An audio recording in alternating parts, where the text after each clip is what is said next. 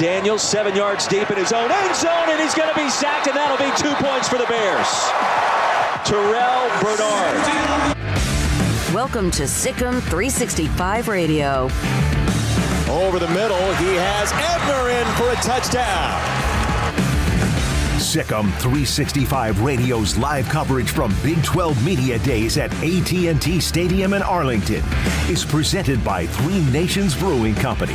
Respect tradition. We make great beer with new innovative brewing techniques, and you can find Three Nations beers anywhere where premium craft beer is sold. And Mayers for the win for Baylor from 30.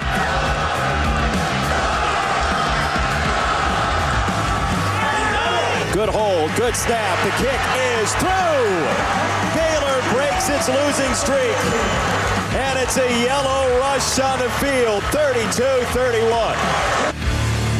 SicEm365 Radio is presented by IdealMRI.com. High-quality MRIs for $497 or less. IdealMRI.com. Your health is important, so is your budget. Looking to the end zone, he's got a man. Touchdown! RJ Now here's David Smoak, Paul Catalina, and Craig Smoak. Well, good afternoon. How you doing? We're live inside AT&T Stadium in Arlington. Big 12 Media Days opened up earlier today, all the way through today, and then Baylor is on the clock along with others tomorrow, and we will bring you the atmosphere along with the insight, information, interviews with many, including coaches. In fact, Lincoln Riley will join us here momentarily. Chris Klieman, Kansas State. We'll hear from Big 12 Commissioner Bob Bowlsby, who had a lot to say today about many things, not just the Big 12, but also his thoughts about Baylor, about Mack Rhodes, about many things. And in fact, Craig even brought up about Kansas and what they're dealing with as well, and how he juggles all of that. So we got a lot to get to. I know that Baylor, as everybody does, when they get to this point, they release the depth chart. We'll kind of hash that out. Cole Barber wrote something. Craig's writing something about it in the premium section as well. But it's so nice, honestly, and we do take things for granted when it comes to the coverage, to be here, to be back here, to be here where everybody is right now, covering and trying to get our job done and take it on back to you wherever you are listening, watching SicEm365 Radio. I got to tell you this. 2 years ago, I remember being bored out of my mind here and being pretty ungrateful. And it's just being sour and doing it a bunch of times. And then last year not doing it, I went, oh, crap. I actually missed that. Yeah. And then being here today has been great. We get to see a bunch of people we know, old friends that you take for granted that you get to see these people all the time coming through town in our business. And now we have it for a year, and man, I'm happy to be here. Yeah, this is an event that I don't necessarily get super excited for, and there's been times in the past where it really has been quite honestly quite boring, or just want to be somewhere else or something. But no, it's been good to be back today, and it's been fun. It's been nice, like y'all said, and just getting to see people. I made the comment earlier, this is the most people I've been around in probably nearly 2 years now. Mm-hmm. I mean, honestly, at least a year and a half for sure. Since the Sugar Bowl, maybe, right? Probably, yeah. I'm probably the most people I've been around since being in New Orleans for the Sugar Bowl. I mean, and so that was a year and a half ago.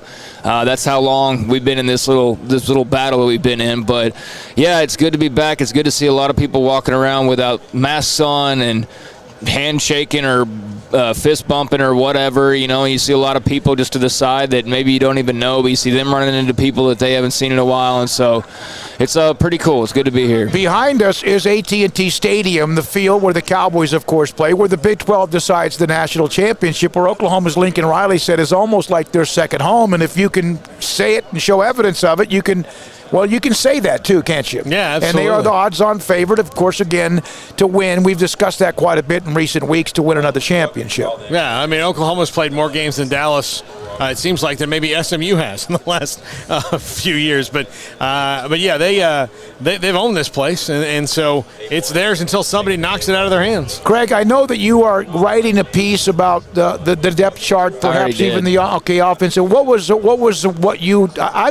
a depth chart to me is important because it means it's the next part of getting to wherever the things that matter. But anything in particular just kind of pop out to you that perhaps you hadn't pretty much noticed or realized? No, not really. I wrote on the offense only so far. I'll do something on the defense tomorrow. So just kind of a comment here or there. I mean, it's hard to really have too much of an opinion when it says this guy or that guy on pretty much every single position. The only position on the offensive line that didn't have an or next to it was Connor Galvin. Every other one did. Some guys had 3, like this guy or this guy or this guy. So the offensive line looks to be settled at all, or really not all but one, but only at one spot, as far as that goes. But I guess that was notable. The quarterback battle still is what it is, although I guess if there was anything of interest, or major interest that was surprising or whatever you want to call it, Blake Shapen being, listed right there in the quarterback competition along with Gary and Jacob Zeno. I think if you would have left his name off, not too many people would have blinked an eye at that, but they did put him on there. And, you've heard very good things about him that you passed along. And, Kyron Drones wasn't on there, but Shapen was. So it looks like a 3-man race for that spot. And, again, they could have put just Zeno and Bohannon. I don't think anybody would have blinked it or, thought it was weird or anything. But, no, Shapen's on there. So I thought that was notable. Abram Smith's a starting running back. That's not a surprise because of what happened in the spring. So just things like that. But, yeah, I think the Shapen mention was probably one of the more interesting things. We had a chance today to speak with and interview Chris Klieman, Kansas State coach. We again sat down with Big 12 Commissioner Bob Bowlsby on many things, NIL, transfer portal, college football playoff, Baylor, Mack Rhodes, among many other things. We'll have that today at 4. Rob Bolton on the PGA Tour on the Open Championship at St. George's. He'll join us at 3:45 to beat us again with his Pick'em team. And then also today, John Machota will discuss the Cowboys from theathletic.com. He'll join us. And former Ohio State and Minnesota Vikings running back, now a part of Fox Sports, Robert Smith.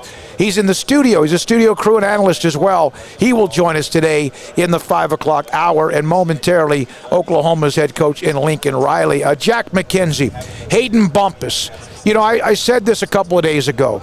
I've never worked in a place ever where we have had the most talented and deep, insightful and fearless in ways background or supporting cast. That, it's the way it is in TV. It's the way it is in radio. It's the way it is in Hollywood. And these guys have been here from bright and early this morning. Paul, you got here, then Craig, then me. And we're on live. And T-Rex just said, you guys are live at Big 12 Media Days. Think about that. And this is what we'll do more of. And we'll be here today and also tomorrow as well. Couple of stories. I saw where Messi... And here, I know T-Rex says that I don't know anything about soccer, and you're right. Messi signed with Barcelona. How about that? Well, back with Barcelona. Yeah, I know, but he took a pay cut, right, Jack? Well, anything compared to what he had, it was like 4 years, 5 years, $500 million or whatever. So anything he did was going to be a pay cut. They probably make stuff go away for him if he needed to. What are your thoughts about the All-Star game yesterday? Anything Rangers? Let's see. Gallo walked. Dallas Garcia had a double. Gibson had 1 inning, gave up a hit, but no runs scored. American League won their 8th straight All-Star game. My first thought was I've never felt as bad for a baseball as the one that Vlad Guerrero Jr. hit. Man, if that was a living thing, there would be people protesting outside of Coors Field right now because he hit that thing so hard. The social media would implode. It's like, how can you do that to a baseball? Yeah, how can you do that? There's some sort of someone got their feelings hurt, offended by how he hit that baseball. But all right, so that what the All-Star game means to me?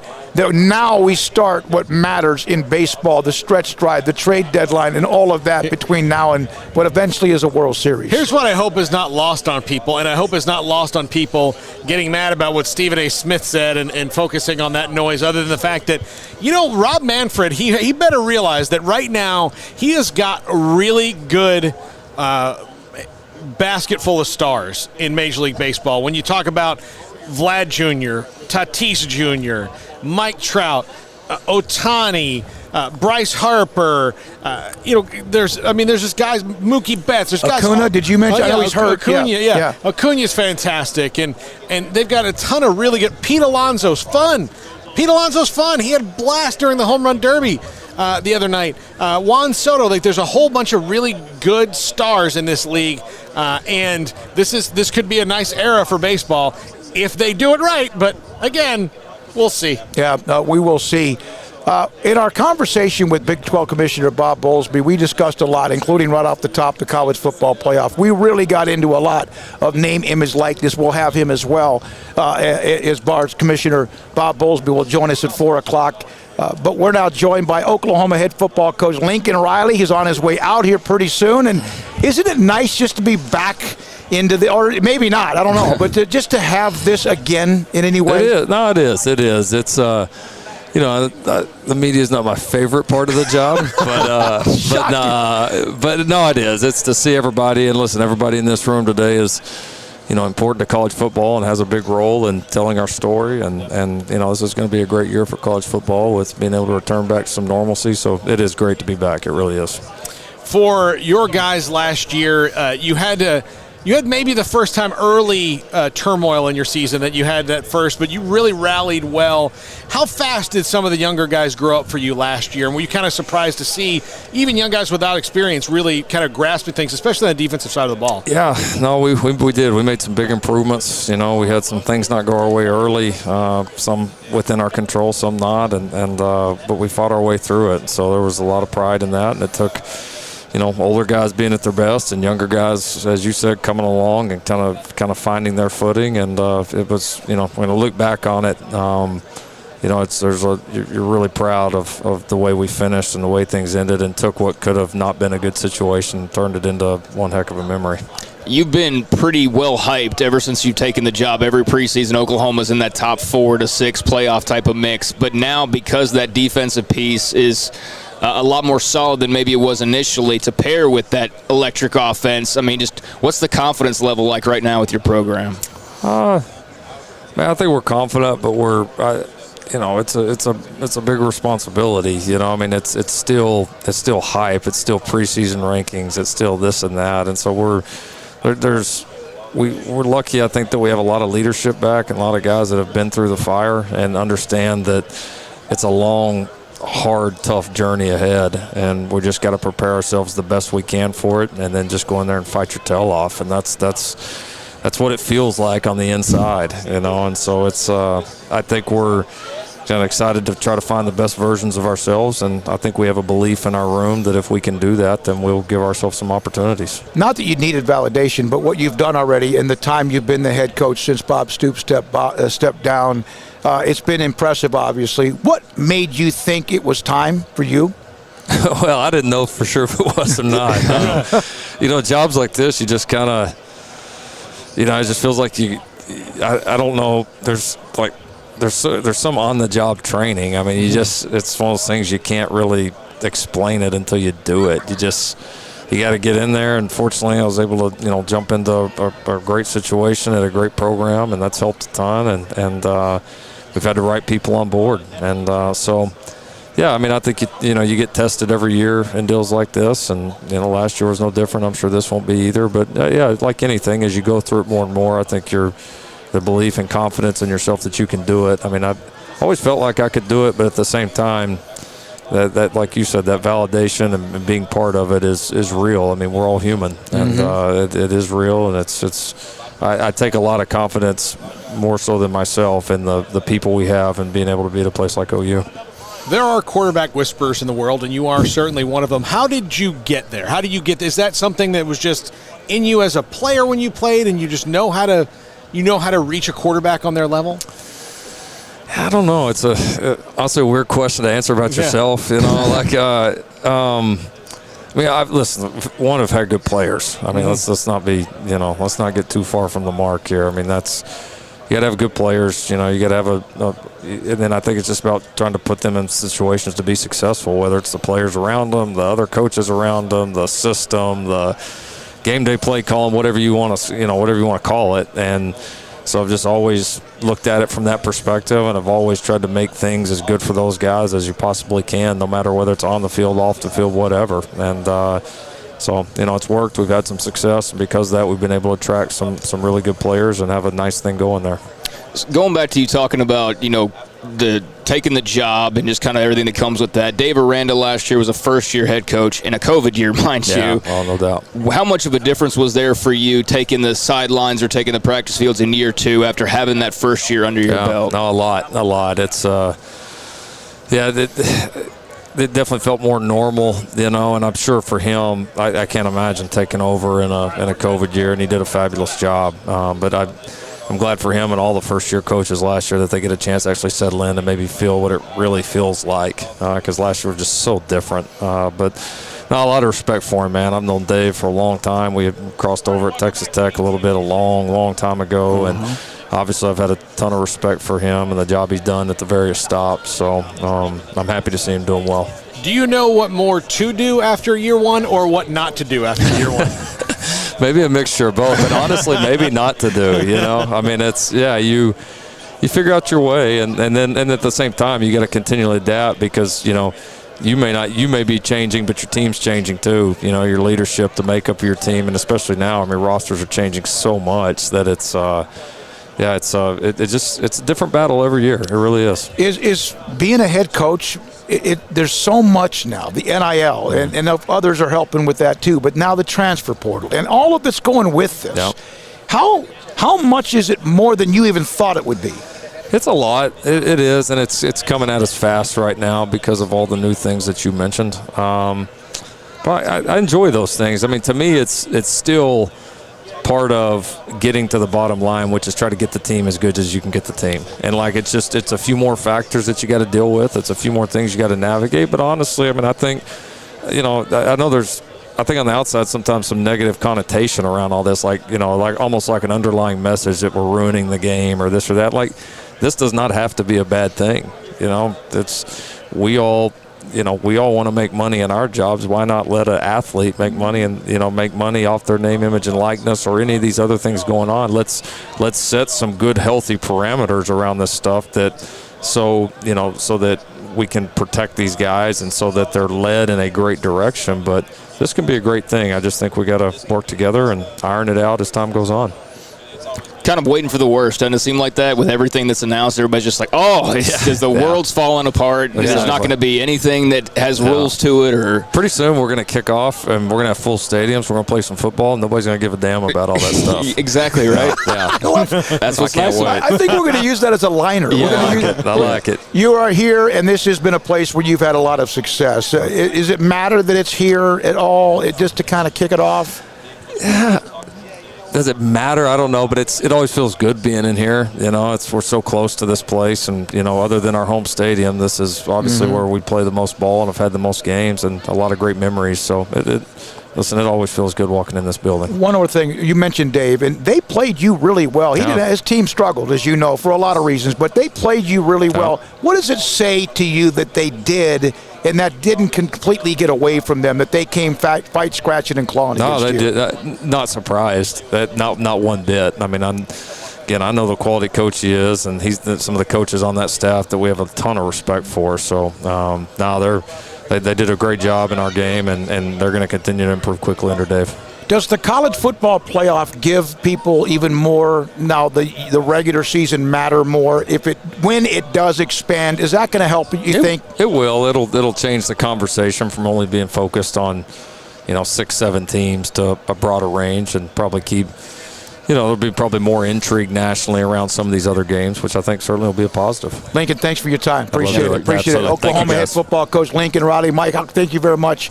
Oklahoma football coach Lincoln Riley. We're in Arlington. Coming up next, we'll hear from Kansas State head coach Chris Klieman, SicEm365 Radio. The city of Woodway. Man, they are growing every day.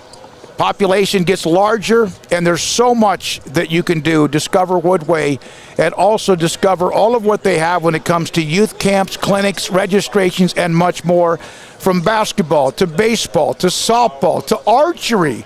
And of course, they have whatever you need if they're hosting a tournament. They have 7 hotels in Woodway alone for you if you need to spend the night, or you need to spend a weekend, or you need to spend several days during whatever your son or daughter are enjoying when it comes to the growth at the City of Woodway. Discover the City of Woodway and discover all of what they have, the events, the clinics, and more.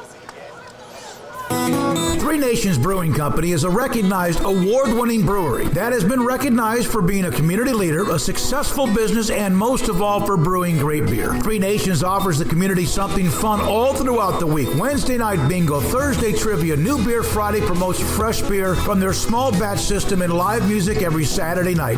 There are regular celebrations such as St. Patrick's Day, Switchyard, Cinco de Mayo, July 4th, new beer launches, dog rescues, annual anniversary events, and Oktoberfest parties. Three Nations is a dog-friendly and family-friendly brewery. Don't miss out on the fun. So come visit Three Nations Brewing Company on East Vandergrift off I-35 in Carrollton. One size fits all. That may be all right for an adjustable belt or cheap sunglasses, but when it comes to your financial needs, no one wants a one-size-fits-all strategy. Cam Heathcott, your Edward Jones financial advisor, knows that his most important goals are yours. That's why he takes the time to understand your needs, knowing you. That's how Edward Jones makes sense of investing. Cam Heathcott, covering Conroe and Houston, 936-756-7717 or cam.heathcott@edwardjones.com. Edward Jones, member SIPC.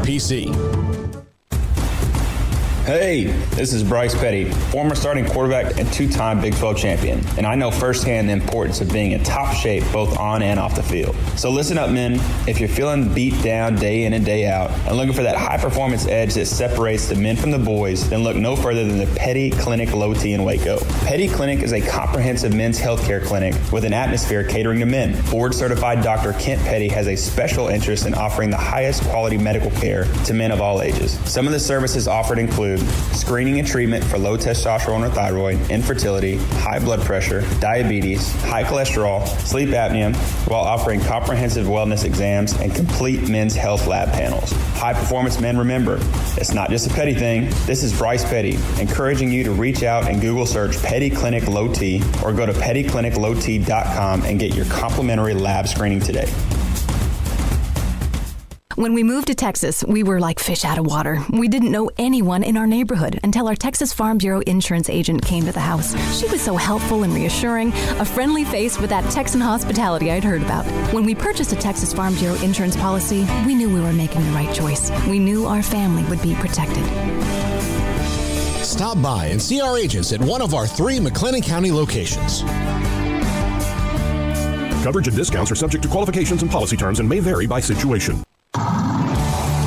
It's time to fire up the grill, heat up the oven, or get that deep fryer going to enjoy the top quality products at Waco Custom Marketplace. Order 30-pound sacks of live crawfish by 6 on Wednesday. Pick up on Friday afternoon after 2 or Saturday. Enjoy the weekend. 30-pound sacks of live crawfish available right now for $4.25 a pound. Find all the crawfish boil ingredients you need, including red beef potatoes, sausage, corn cobbettes, and Louisiana boil seasoning. Make your order for live crawfish by Wednesday at 6. Pick up on Friday after 2 or all day Saturday, and enjoy the weekend. Waco Custom Marketplace, your home for fresh baked kolache, cinnamon rolls every day. Butcher shop to cut your steaks the way you want. Fresh seafood, summer sausage, boudin, house cured and smoked bacon, spices, seasoning, soup mixes, and more, and weekly gift boxes for any occasion. Waco Custom Marketplace, 425 Lake Air Drive in Waco, or WacoCustomMarketplace.com.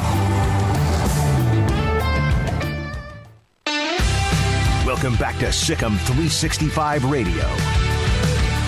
The 3 o'clock hour is sponsored by Waco Custom Marketplace. Meats, sweets, Texas treats, and a cut above the rest. 425 Lake Air Drive, Waco.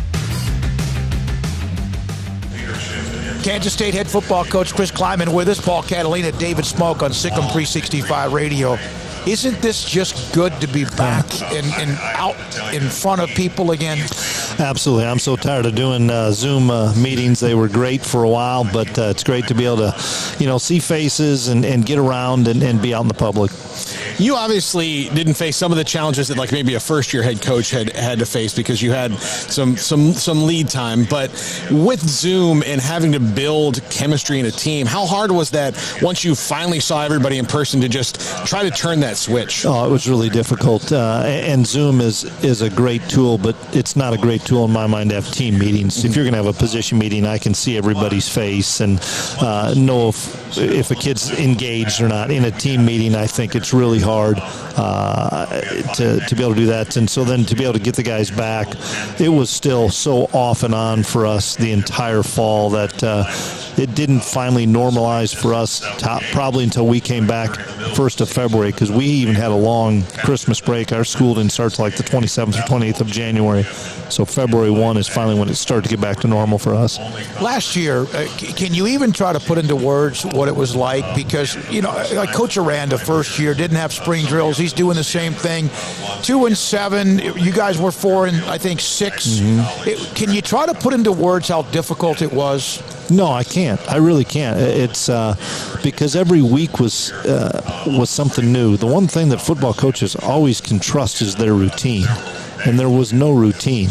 And then that routine would get interrupted, or all of a sudden, to see the mental health issue. And I have always believed in mental health, but then I saw it firsthand when we'd be out at the practice field and you'd see trainers come and tap 2 guys on the shoulder and they'd walk off, and then you saw 4 guys just kind of like slump their shoulders and like, guys, they'll be okay.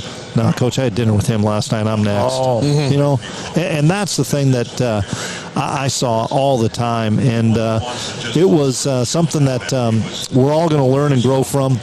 I think the way we do things can be more efficient as coaches, and we're always trying to, out-hour people and stuff. We can be more efficient, but no, something that you can't explain. You hope never happens again. You mentioned growing from. I bet if you took a survey of players and coaches around the country, kids have probably never been more excited to actually just practice. I think you're right. We had a pretty normal spring this year, although our meetings were still in mask and we were in early spring ball. But as I see summer conditioning going on, and that's as normal as it can be, we finally lifted mask mandates, I think, around 1st of June in Manhattan, so we were late. But seeing all of our people now go through a normal process, seeing guys come up to the office and things, I know everybody's excited about a typical normal fall camp come early August.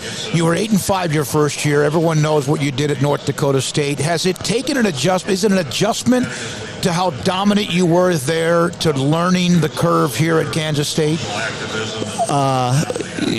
What happened at North Dakota State?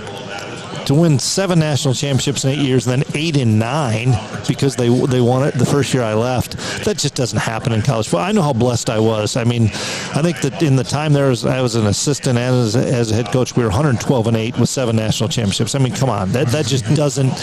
You can't fathom that. So yeah, it is a huge adjustment, but it's a new adjustment, and the fact that we're not always going to be favored in games. We're not always the number one place that a recruit that's a Power 5 is thinking of Kansas State first. We have to win that kid over. We're at North Dakota State. If he was an FCS kid, that's where he was going, if he was that level of player. But we've adjusted. We've had to adjust some of the things just due to our league as well. Not only how talented the league is, but just how we do things offensively and defensively, how we do things strength and conditioning wise. I think you're always evolving, you're always learning as a head coach, and I learn more about myself and about our program and how to do things, maybe adjust things differently. Everybody wants to say, no, this is the only way we do things. Well, you better had to adjusted last year, or you were not going to be able to keep up. And I learned so much about myself last year. Your team, obviously been through it. Most teams are now going to have maybe more of a veteran slant because of the extra year and everything added on. But do you feel that everything you went through and all of that last year, with you had some massive injuries, especially at quarterback, and you had to deal with, is going to allow you maybe to hit the ground running this year because you have some veteran guys who've been through it? Yeah, the fact that we had a normal spring ball as well. We had a really good 2019, and we were, our first year, and we were really excited about getting into 2020. The big issue we had getting into 2020 was we lost 5 senior offensive linemen, and we didn't know who was going to be in the offensive line.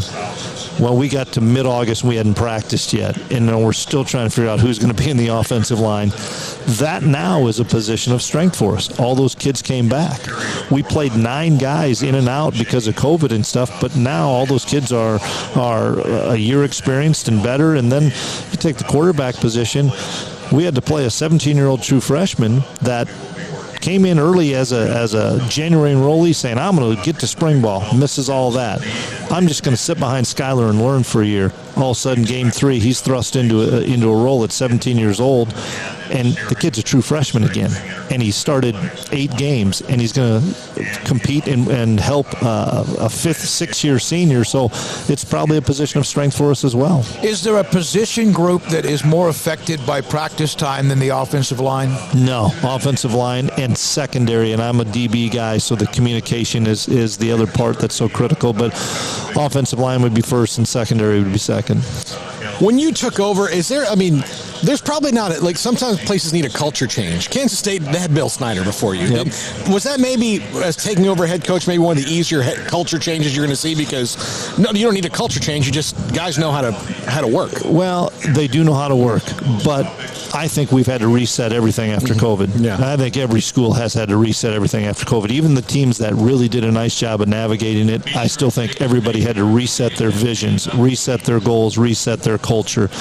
You had to. And I'm excited because in our 3rd year, I feel like it's all fresh right now. And part of that was because we were so, turbulent in 2020 that it's fresh, it's new. We have a new strength staff, excited about that. Our guys are really working hard, and it feels like it's our first year again. So here we are. I mentioned this at the start. We're here breathing inside in front of people. Have you ever had more anticipation for a year because of what last year was like, or because last year was so completely different? Yeah, and not only that, what is so ironic for me is this is where we're going to be breathing in game 1. That's right. Yeah, we open up here against Stanford on September 4th, and I'm looking around this year. 2019, my first year here, Kenny was just trying to push me to different places. I didn't know what I was doing. Now I'm looking around going, okay, where's our locker room going to be? Okay, where the fans going to be? Which sideline? I'm trying to take things in more because this is where we're going to open up. And no, there's so much excitement because of that. A lot of times you play a group of 5 or an FCS. No, we're playing Stanford in AT&T Stadium on September 4th to start this whole thing off. So there's a lot of excitement.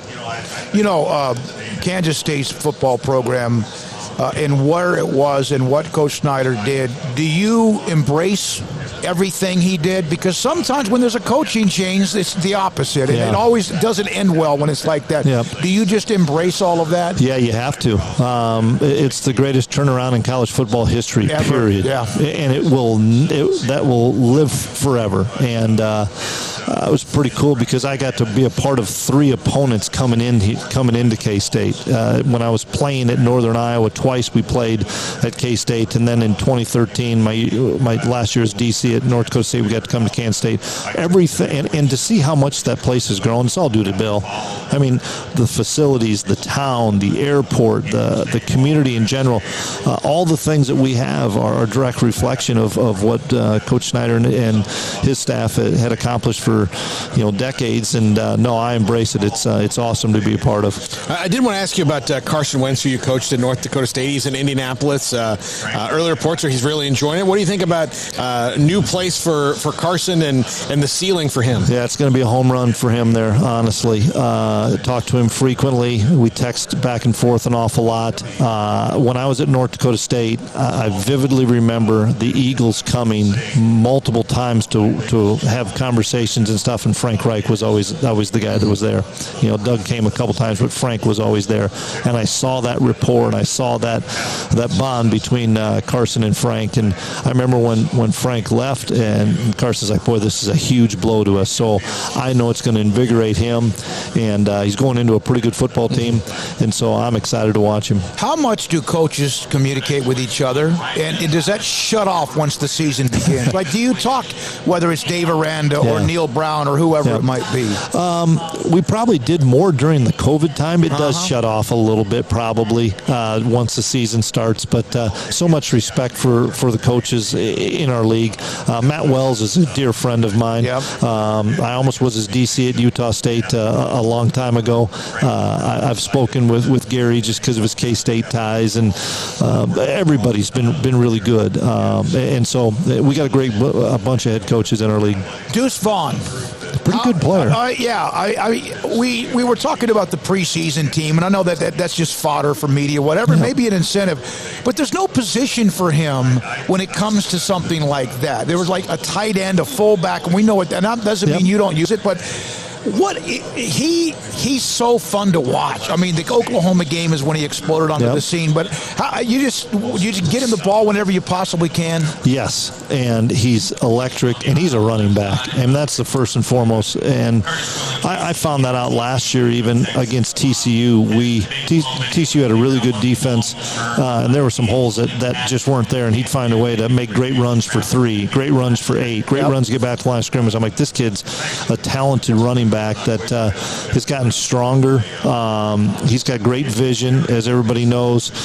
He's not. You can't arm tackle the kid, even though you think, wow, he's a smaller back. You can't arm tackle him. He's too strong, and he catches the ball as good as any back I've seen. And he's a matchup problem. We can line him up in the slot and put him on a safety. We can line him up in the backfield and hope a linebacker. It opens everything else up because you just can't play him one-on-one. I really don't believe that. Chris, thank you. Good luck getting through whatever was last year, and the fact that we're, again, I say this a lot, we're out here breathing real air in front of other people. Thanks for your time. Good luck. Appreciate it. Thanks for having me, guys. Chris. All right, that's K-State's Chris Klieman. Coming up next, the Open Championship at St. George's starts, of course, tomorrow. The Open Championship, which there was none last year because of COVID. And we'll have Rob Bolton of the PGA Tour, PGAtour.com, and we'll have our teams. We'll make our picks. We'll figure it out.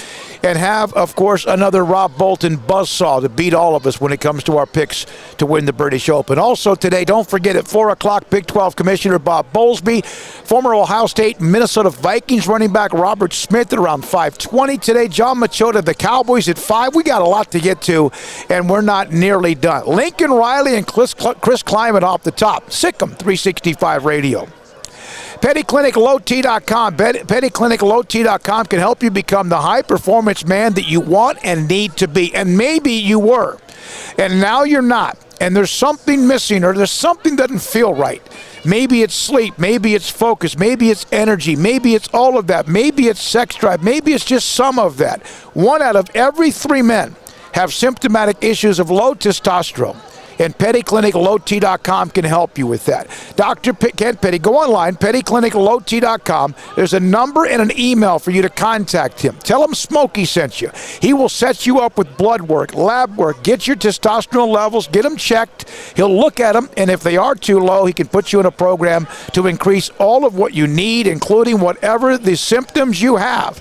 1, 2, or maybe 3 or 4 things that just aren't what they used to be. Nothing wrong with that. It happens with Father Time. PettyClinicLowT.com. Y'all listen up. Let me tell you something about group meals from Rudy's Barbecue. It's got all you need for all the folks you gotta feed, smoked meat, sides, and more. There's everything down to the tablecloth, just like the one that you see at the store. At a bridal shower, it's better than flowers. And a long distance meeting, it'll pass the hours. It'll feed all the cousins at a family function. It's better than potluck at a church luncheon. Next time you need to feed 10 or more, call and order a Rudy's group meal. Next in line. Boots add protection.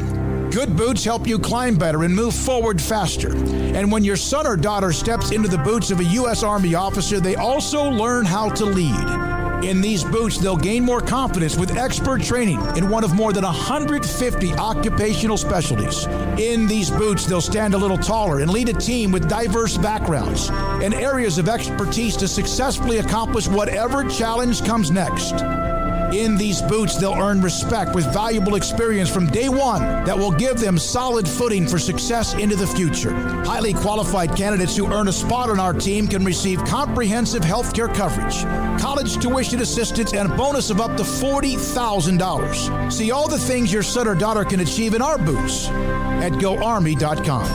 U.S. Army Waco Recruiting Company, 254-598-8131 or 254-776-1543.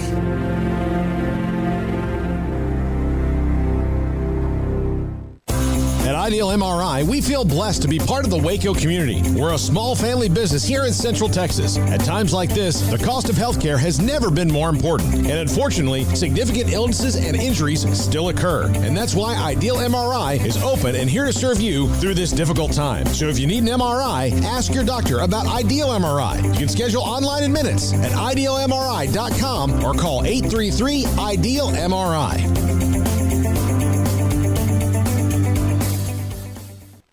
At Baylor University, students find their place to shine. They're faithful friends and inspirational leaders. They're championship teammates and independent thinkers.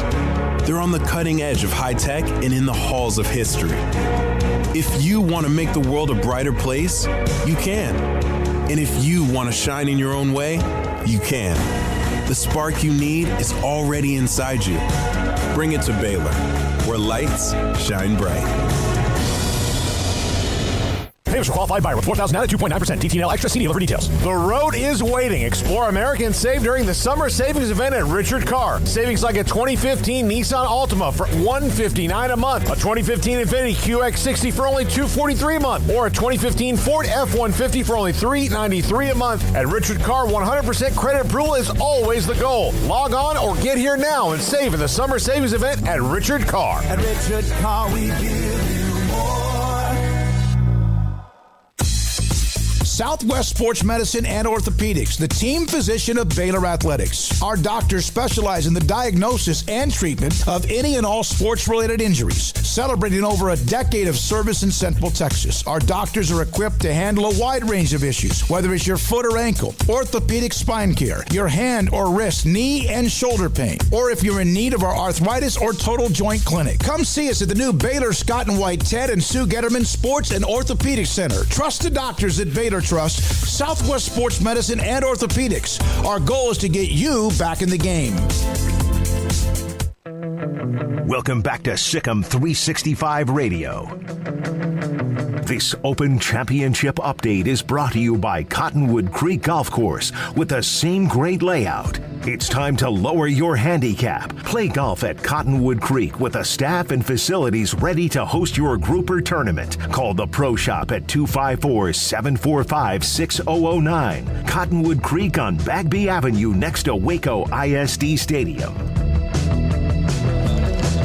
All right, here we go here at AT&T Stadium, Big 12 Media Days. We will hear from Big 12 Commissioner Bob Bowlsby at the top of the hour. We'll have our Open Championship fantasy picks just to waste your time and ours, because Rob Bolton will just throw 4 names out there and win it, even before the weekend at St. George's. Craig Smoak, Paul Catalina, David Smoak inside AT&T Stadium. We'll have Hayden join us in just a second. He'll be a part of picking the team as well. Rob, we should bow down to you. We need to have one of those big, huge Leafs that just fan him for just being his fantasy greatness. So before Hayden joins us to pick the team, tell me about Royal St. George's and what is it compared to maybe what others see when it comes to the Open Championship? Is there any personality in particular?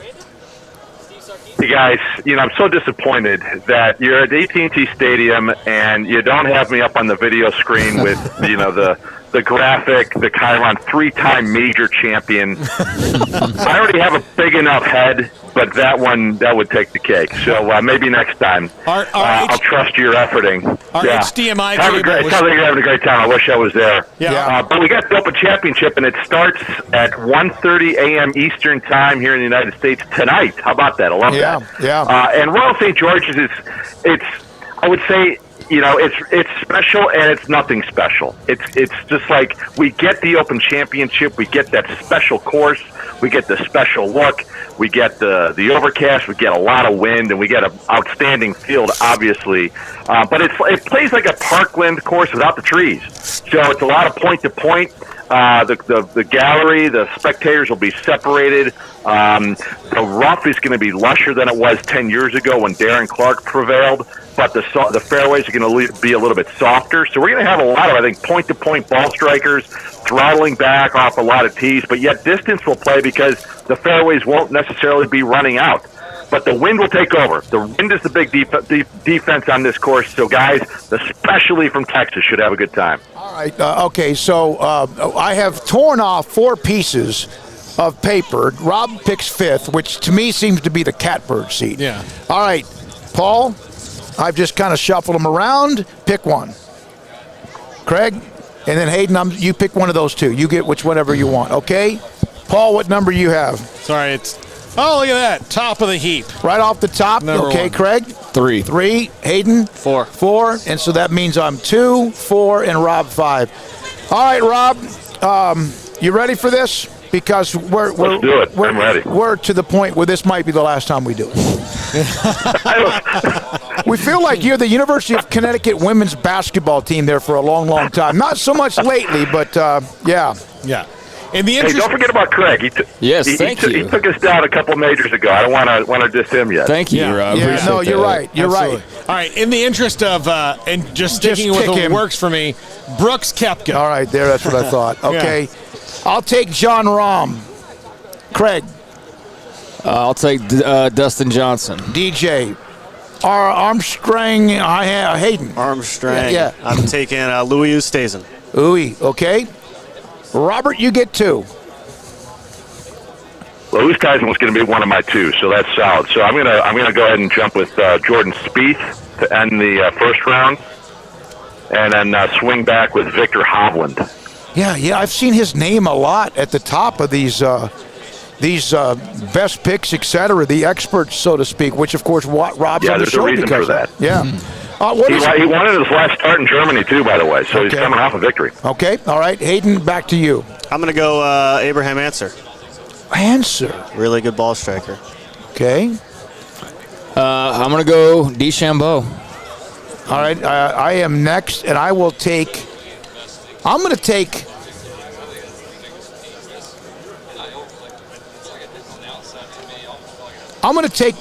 Patrick Reed. All right, back to you, Paul. You get 2. I'll take Xander Schauffele and Colin Morikawa. All right, it goes back to me, and I will take Patrick Cantlay. All right, back to you, Craig. Take Rory. Rory, good. Hayden? I'm going to go Tommy Fleetwood. Been kind of AWL of lately. Okay, Rob, you get the last 2. Why does Morikawa go that late? Come on. McIlroy. Well, Morikawa too. Schauffele and Morikawa there. That has me reeling a little bit. However, Justin Thomas is on the board, but I'm worried about him right now, so I'm going to pass. I'm going to go ahead and default to the guy who I love in the wind, Aussie, former runner-up in this championship, Mark Leishman. Okay. And then because we started the season on such a sour note for Paul, I feel compelled that I need to take Tyrrell Hatton just to give you the rest of you a chance this week. So Hatton, I'm going to take him in the last round. Yeah. Let's see what happens. By the way, the defending champion from 2 years ago was Lowry, right? Isn't that right, Rob? Is he the defending champion? Correct, yeah, Shane Lowry. Hayden, you get it. You're still on the board. Yeah, he is. He's on the board. Yeah. Hayden? I'm torn between 3. Stinson, my guy Ricky Fowler, and Justin Thomas. I'm going to take Fowler because he's my guy. All right. Fowler. And Craig, you're next. Well. Take Justin Thomas. That's a good pick, Justin Thomas. And I'm going to take Lee Westwood. Okay. All right. And Paul, your last pick. Tony Finau. Tony Finau's a hell of a pick. Good pick. All right, Rob. That's pretty good, Paul. I mean, coming out of the first slot. I mean, that's how I came out of it in the last major, leading off with John Rahm. Koepka, first pick, but Schauffele, Morikawa, Finau, that's really strong. Mm-hmm. I think the rest of you have a lot of questions. Craig, you took JT. I can't diss him. I passed on him 4 times. Hayden and I both did 4 times. Hayden, answers always had a tough record in this championship, but that's a pretty good pick as a contrarian. But in the second round, I think you passed up a lot of value there. Yeah, I have a weird team. So, but then we also have Matthew Fitzpatrick, not drafted. Lowry, not drafted. Sergio Garcia, not drafted. So, this is what this tournament does to us, though. A lot of random, a lot of hit and hope, and then we'll figure out what happens. I wouldn't be surprised, actually, if none of us get all 4 to the weekend. That's how difficult this can be. Yeah, that would be something. And what is the forecast, Rob? I don't know if I usually would look at that with the Open Championship, but hell, it doesn't matter because every day could be different. Yeah, well, first of all, the 2021 Masters, none of us got 4 to the weekend, and that's the most predictable major of all of them. Yeah, so absolutely. you're talking about, golf being unpredictable. That's the gold standard in terms of failure this season. But as far as the weather, it's actually going to be quite beautiful in terms of the sky. It's going to be mostly sunny. No rain is expected. Temperatures right around 70 degrees. But the wind is really going to blow, and it's the only defense this course has, especially with this talent, with the equipment of today. Prevailing winds out of the north from 15 to 20 sustained, gusts up to 30 at times. It should get really interesting. The 2 scoring averages in 2003 it was 3.8 strokes over par. 2011 it was 3.018 strokes over par. So expect 73 again, maybe to be the scoring average for this week.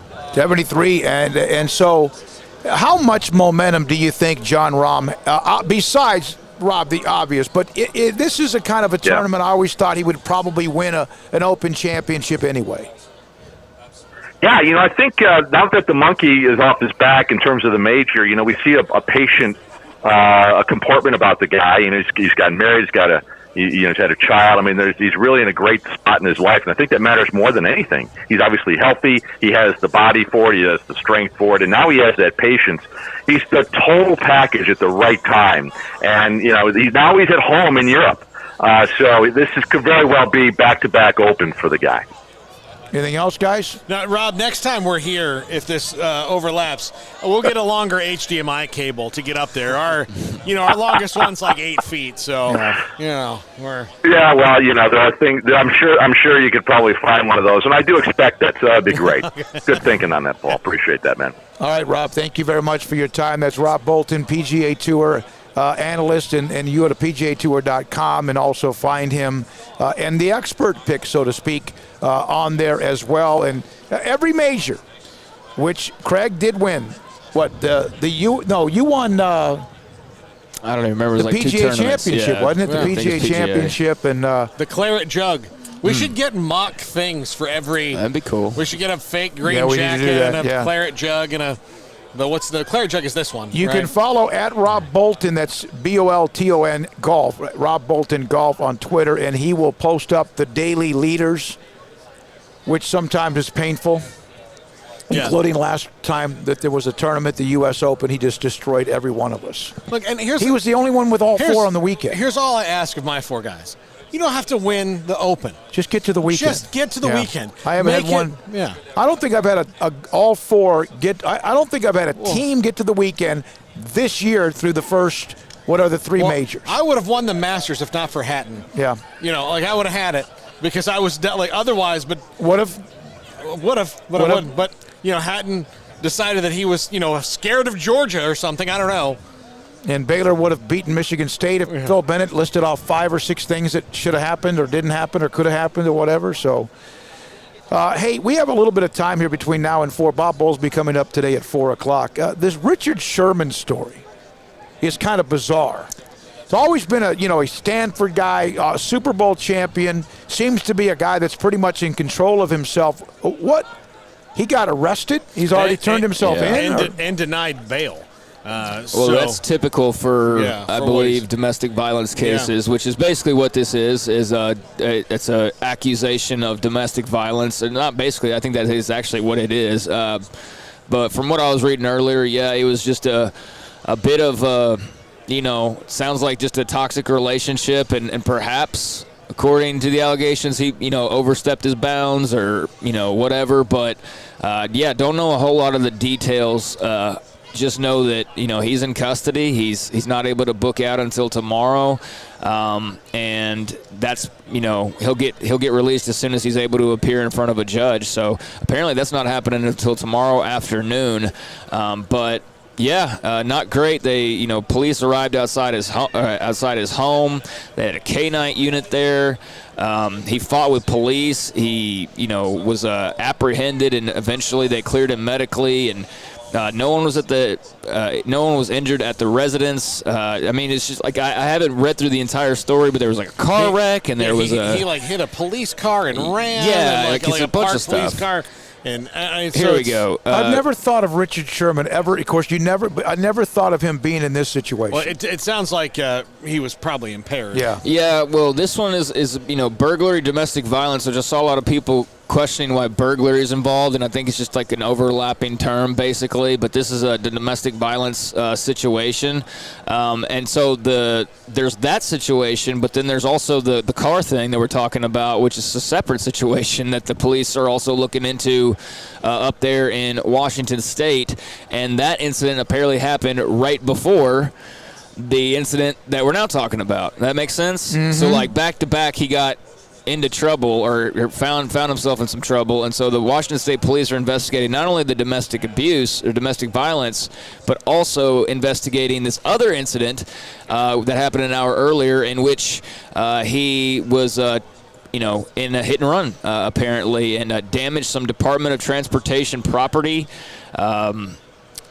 Yeah, and then there was a 911 call, and I guess that was the second part of the domestic violence arrest, which he's, somebody called and said that an adult male is trying to break into the home. Like, just sounds like things went off the rails for Richard Sherman without knowing, too many of the details or what he was actually like, being under the influence and all of that. But, yeah, it's not a good story, that's for sure. Well, we appreciate, it sounds like he's got a lot of work to do on what's going on, and perhaps just something made him snap. I don't know, but I just never thought he would be somebody that, and again, that's why you'd never know. T-Rex, by the way, look at 365 Radio at Big 12 Media Days.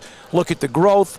Also from Mike George, for each of you, what so far was the highlight of your day? We got here, I know Jack and Hayden, Paul, you guys got here within about the same time, and then I was here maybe 30, 45 minutes, an hour later. Craig, about the same time, a little bit after that. Highlight of your day, Pablo? I'm going to say Lincoln Riley because we've never gotten to talk to him before. I don't remember. We had Bob Stoops on the show back early on, a long time ago. He was on, and it was during the offseason, like during the spring, and we were able to get him on. That's the first time, this is our 11th or 12th Big 12 Media Days that I can remember. Last year there wasn't one, so let's say 11th, that an Oklahoma coach has appeared on the show. We've had Mac. We had Charlie Strong. We never got Tom Herman, and that's fine. And I don't know what we'll do, whether we'll get Steve Sarkisian. But and Lincoln Riley and Mike Howe, appreciate him from Oklahoma, does a great job there, athletic communications. Craig, for you as well?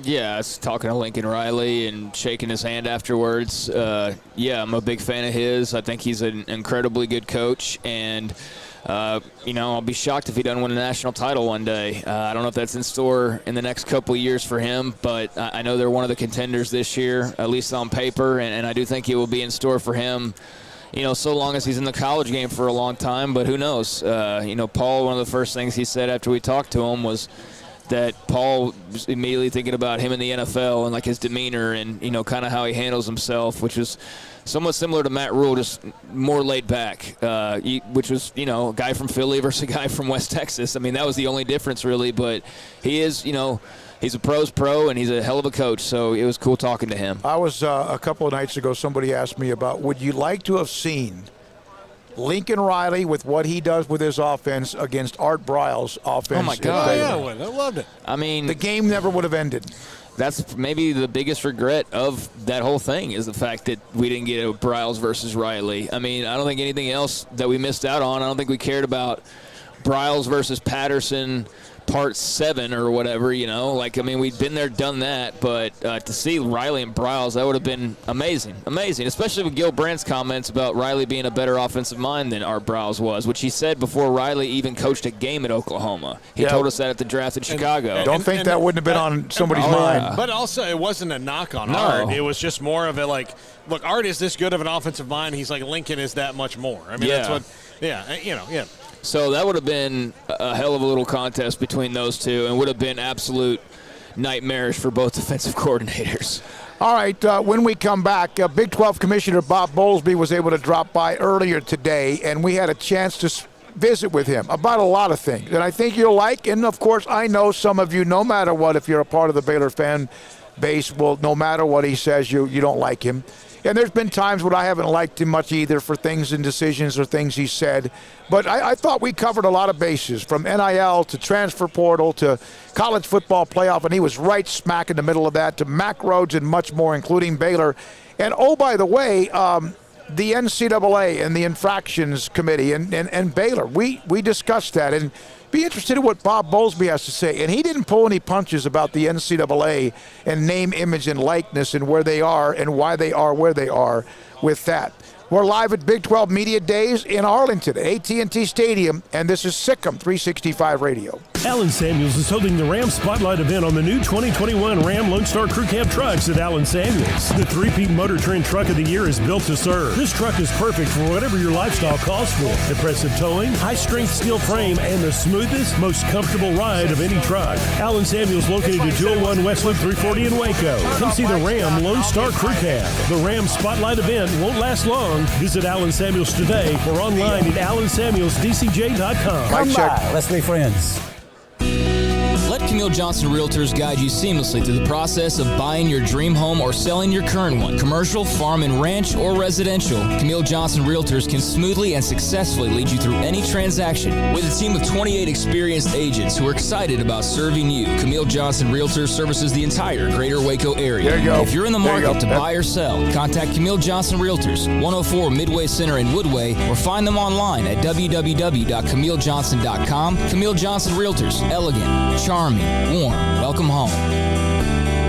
Do you or your kids get nervous about going to the dentist? Stonewood Dental, Dr. Steve Childress, he can help. I've spent a career taking care of patients who as children had bad experiences, and now they're adults that hate going to the dentist. If I get a kid at 3 years old and they come every 6 months and it's a happy experience, it's normal for them. Now they have an accident at 6 or 7 or 8 at school. Now they have a broken tooth or a trauma, and they have to come here. They're used to lights, they're used to water in their mouth, they're used to experience, they already trust us. It's amazing what we can do with that kid without it being a negative thing. But if I see a 6 or 7 or 8 year old that's never been to the dentist, and now they have a trauma or an unfortunate unexpected toothache, it's harder to do that for that kid and it not be somewhat of a negative experience. So bottom line is I try to teach kids and adults and teenagers and everybody the way I'd want my family treated, which is where it's a necessary part of life. You just take care of it. It doesn't have to be that big a deal. Learn more, stonewood-dental.com. Do you or your kids get nervous about going to the dentist? Stonewood Dental, Dr. Steve Childress, he can help. I've spent a career taking care of patients who as children had bad experiences, and now they're adults that hate going to the dentist. If I get a kid at 3 years old and they come every 6 months and it's a happy experience, it's normal for them. Now they have an accident at 6 or 7 or 8 at school. Now they have a broken tooth or a trauma, and they have to come here. They're used to lights, they're used to water in their mouth, they're used to experience, they already trust us. It's amazing what we can do with that kid without it being a negative thing. But if I see a 6 or 7 or 8 year old that's never been to the dentist, and now they have a trauma or an unfortunate unexpected toothache, it's harder to do that for that kid and it not be somewhat of a negative experience. So bottom line is I try to teach kids and adults and teenagers and everybody the way I'd want my family treated, which is where it's a necessary part of life. You just take care of it. It doesn't have to be that big a deal. Learn more, stonewood-dental.com. Stepping into the boots of a U.S. Army officer can add confidence and leadership skills to your son or daughter's career path. See all the things they can achieve in our boots at GoArmy.com. U.S. Army Waco Recruiting Company, 254-598-8131 or 254-776-1543. From the first workout to the last practice, sports is an incredible and rewarding challenge. Hi, this is Dan Ingham with the First National Bank of Central Texas, and we're proud to support each athlete, every parent, and our educators. From families, small businesses, to the biggest industry, we're here to help. With remarkable products like our free First mobile app, we've got banking ideas that fuel big dreams. That's the First National Bank of Central Texas. Familiar faces making local decisions. Member FDIC, Equal Housing Lender. That was picked off, and it's a pick six by Jalen Petrie. Welcome back to SicEm365 Radio. Looking to get to the edge, and he gets there. There goes Abner into plus territory. 1 man to beat. How about a Baylor touchdown to open our second half? 100 yards to the house. SicEm365 Radio's live coverage from Big 12 Media Day at AT&T Stadium in Arlington is brought to you by Three Nations Brewing Company. Respect tradition. We make great beer with new innovative brewing techniques on Vandergrift Drive. On Vandergrift Drive off I-35 in Carrollton. Purdy escapes, throws downfield, and intercepted. Kalen Barnes comes up with it. Their best cover corner has a broken thumb. The 4 o'clock hour is sponsored by Boozer's Jewelers, the wedding ring store, specializing in custom jewelry and repair, all in-house. Now here's David Smoak, Paul Catalina, and Craig Smoak. Big 12 Commissioner Bob Bowlsby with us, SicEm365 Radio. Well, you have nothing going on in your life lately, huh? Yeah, it's been really quiet. Just kind of got my feet up. Which is the most of the priority? Is it NIL? Is it transfer portal? Is it the college football playoff? What is it? COVID still? The protocols? Which you just juggle them? Yeah, they all kind of came down in the same week, so it was a bit much at that point. But the CFP stuff is, we're going to find out if we get a go no go decision in the next 3 or 4 months, and we've got some due diligence to do. But that one's got a little bit of a shorter horizon on it. NIL is going to be around for a long time. I mean, we talked about the world ending on July 1st. Well, it hasn't ended. There are some things that have been sort of eyebrow raising, but for the most part, we've moved ahead, and there have been no lives lost, and we're still figuring it out. The NCAA adopted a minimal guidance stance in order to avoid litigation, and while it doesn't provide the guidance to the members that I would like to see, it is what it is. We pay the lawyers a lot of money, and we ignore them at our own jeopardy. And so, it is what it is. So I feel good about where we are with CFP. NIL, I think it'll work itself out, but it isn't going to be rapid, and there's going to be some, confusion in the near term. And it's a period of substantial change, more substantial than any small window I've seen in my career.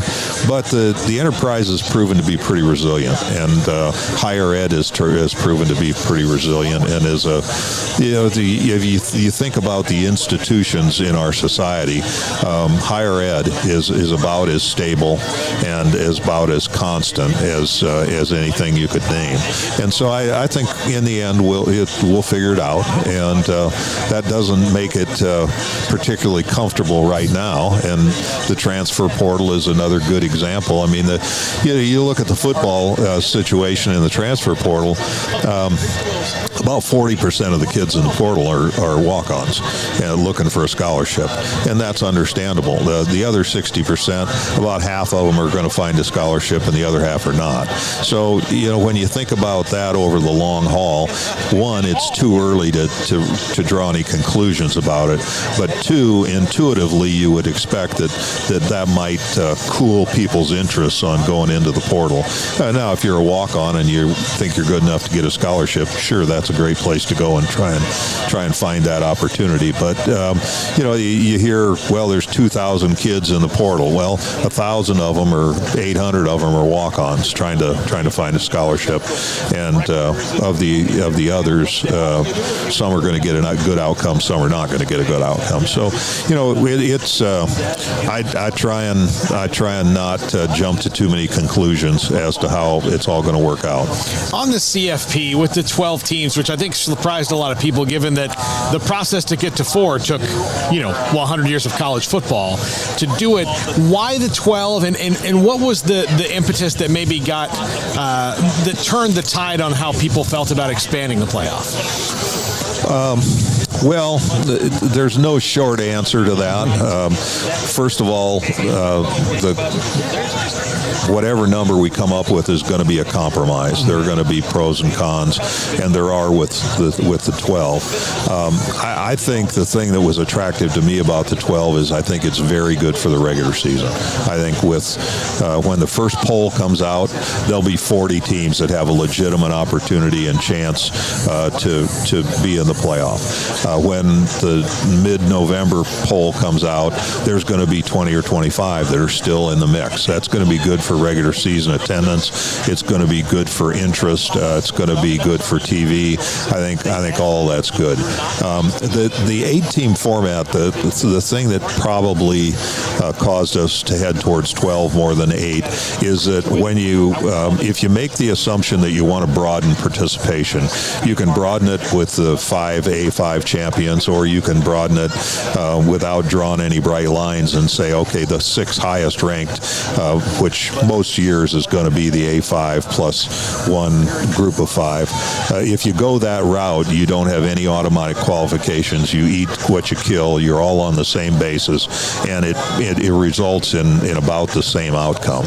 And so when you see a Cincinnati that finishes the season at number 8, or you see a UCF that finishes at number 10, you can give those people an opportunity to get in. But you also, if you do that with 6 conference champions, you only got 2 at-larges. And so is it going to be a Big Ten team? Is it going to be 2 Big Ten teams? Is it going to be somebody from the Big 12? Is it going to be 2 teams from the SEC? I think you just don't have enough at-large opportunities. And most of those opportunities for the at-larges are going to come to the A5. And so, it's just, I think people were surprised, as you said, but when you think about it and you think about the positive impact on the regular season and the access issues that go along with it, I think it makes pretty good sense. And the fact that it's been out there now for 5 weeks or whatever, and the criticisms have been minor relative to and I think that's because we had 150 years of experience in the room, and we thought through a lot of the issues. Is it perfect? No, it's not. It's got compromises to it, but I think it would be a great thing for the postseason. I think it'd be a great thing for the regular season. Do you feel like this closes the gap between the haves, the Power Five, so to speak, and the have-nots, the non-Power Fives? Do you think that closes it a little bit, or do you think that kind of maintains that same distance? Well, I think it gives them a chance to say we're good enough to play. And, you look at it over a long period of time, there hasn't been a year in quite a while where our champion wouldn't have been high enough ranked to be in. And there have been years when the highest ranked group of 5 champion was 20th. Well, that may turn out to be the team that gets in, and you'll have to pass some people that are in our league or in the SEC or the Big Ten or wherever that are higher ranked. So it won't. That was another model that we looked at, was just saying, okay, we're going to take the top 12 teams regardless of where they come from. That probably isn't the best approach. You don't want to take the top 8 teams regardless of where they come from, and if you have anybody with an automatic qualification, you're likely going to pass some people that are higher ranked but don't meet the criteria for one reason or another. So, this just seemed to be the best of all circumstances. But I think we're saying to the group of 5, eat what you kill. If you're good enough, go out and play teams and demonstrate your worth. And our committee of selection people, and that was one of the things we looked at, is the selection process a good thing? Are we doing the right thing? Well, I think what the conclusion we came to was putting 13 honest people in a room is way superior to using blended polls or computer computations or those those sorts of things. And so we've given them a difficult job to do, but they go do it, and I think it's far superior to what we had before. So that same 13 people is going to look at they're not going to get to decide who the 6 highest ranked champions are. They are going to get to decide who the 6 at-larges are. And if those are if they're a group of 5 schools that are good enough to play in the midst of that, so be it. If they're not good enough according to the committee, then they won't make it. Bob Bowlsby with us, SicEm365 Radio. It was 5 years ago Tuesday. Mac Rhodes, I think we were at the Omni for Big 12 Media Days. It was a tough time, as you know, for Baylor. It was 5 years ago Tuesday he was introduced as the athletic director at Baylor University. In his 5 years, how much has he impacted not only just the Big 12, but also what he's done to help clean up Baylor? It's impossible to describe with any sort of precision. Mac has done an amazing job. He was chair of the athletic director subgroup that worked through a lot of the football issues this last year, so he carried a lot of water. National AD of the Year recognition of what a great job he's done there. And he and Linda Livingstone have been a great team. They had a lot to work their way through. I think they've done a spectacular job of it. Linda is our designee on the NCAA Board of Governors and Board of Directors. Mac is held in high esteem and just was elected to the Football Oversight Committee. And so, I just think there aren't enough superlatives to adequately describe what a wonderful job they've done. And, as you know better than I, they're still working their way through. The infractions process is not over. The judicial process is not over. They have work to do, but the right people are deployed against it, and they've done a great job. Why is it taking so long? I know it's a lot of legal and a lot of things, but it's been 5 years. It's been 6.5, 7 months since they met back earlier this year with the NCAA. Why does it take so long, Bob?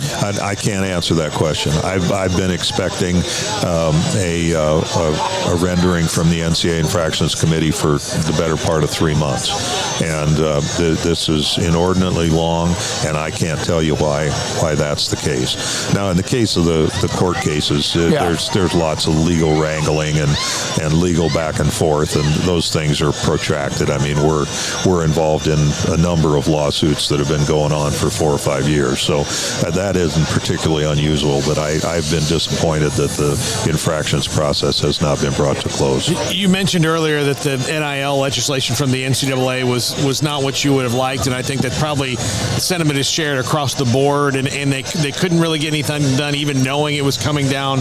Is this a bell that they need to answer, that some kind of reform needs to be made on how they make decisions? Well, it's a reasonable question to ask if 350 Division I members can self-govern, because some of them are public, some are private, some are large, some are small, some have graduate programs, some are well-funded, some are dirt poor. So you throw all of those into the mix. It's not a very homogeneous group, and so it's a fair question to ask that. In this case, it was not about being unable to formulate the necessary package. We had 4 tranches of legislation, one that dealt with guidance on what you can do and what you can't do, another dealt with representation and how you go about getting an agent to represent you. One dealt with a third-party administrator program that would have allowed for a fair amount of transparency in the collection of normative data. And so, it's the package in this case, because it was done by a special task force, was quite comprehensive and was well accepted and would have been easy to implement and would have provided significantly more guidance. The reason it wasn't is because it got caught up in legal affairs, and so your question is based in appropriate questions about, we have frequently sought to invent a thoroughbred racehorse and ended up with a three-legged camel that wouldn't run very fast. And so I having been involved in it for 40 years, I have to own some of that. But on this occasion, that wasn't the problem. You were talking about Baylor just a second ago. Kansas has been in the headlines here recently. When do you, as a commissioner, and I know Baylor got so big and it was so talked about, but when you're the commissioner, how does what's maybe going on or rumors start to trickle out or stories start to come out? When does that sort of first get on your radar, and how do you go about dealing with those things? Well, we have a little more insight into it than what you would get from the popular media. I get copies, and our compliance people get copies of correspondence and what have you. But we don't have an enforcement function. We may be involved in a penalty phase down, with something that comes down where there's a financial penalty or a postseason prohibition or something like that. But we don't have an enforcement arm and don't seek to. We advise on compliance matters. We have a couple of people that are legally trained that advise our schools when asked. But we wouldn't insert ourselves into an infractions process. Do you see any way that when that timeline ends for Baylor on the withholding of money that they won't get that back? That's up to our board, but my expectation is that they would get it back.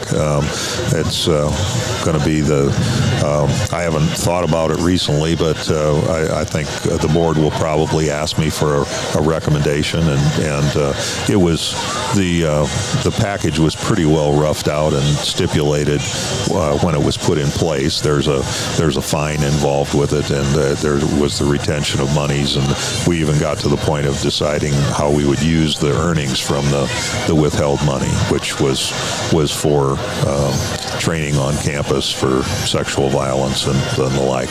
And so, I don't want to prejudge what the board will do because it's clearly their decision. But my expectation is that Baylor would get the money back.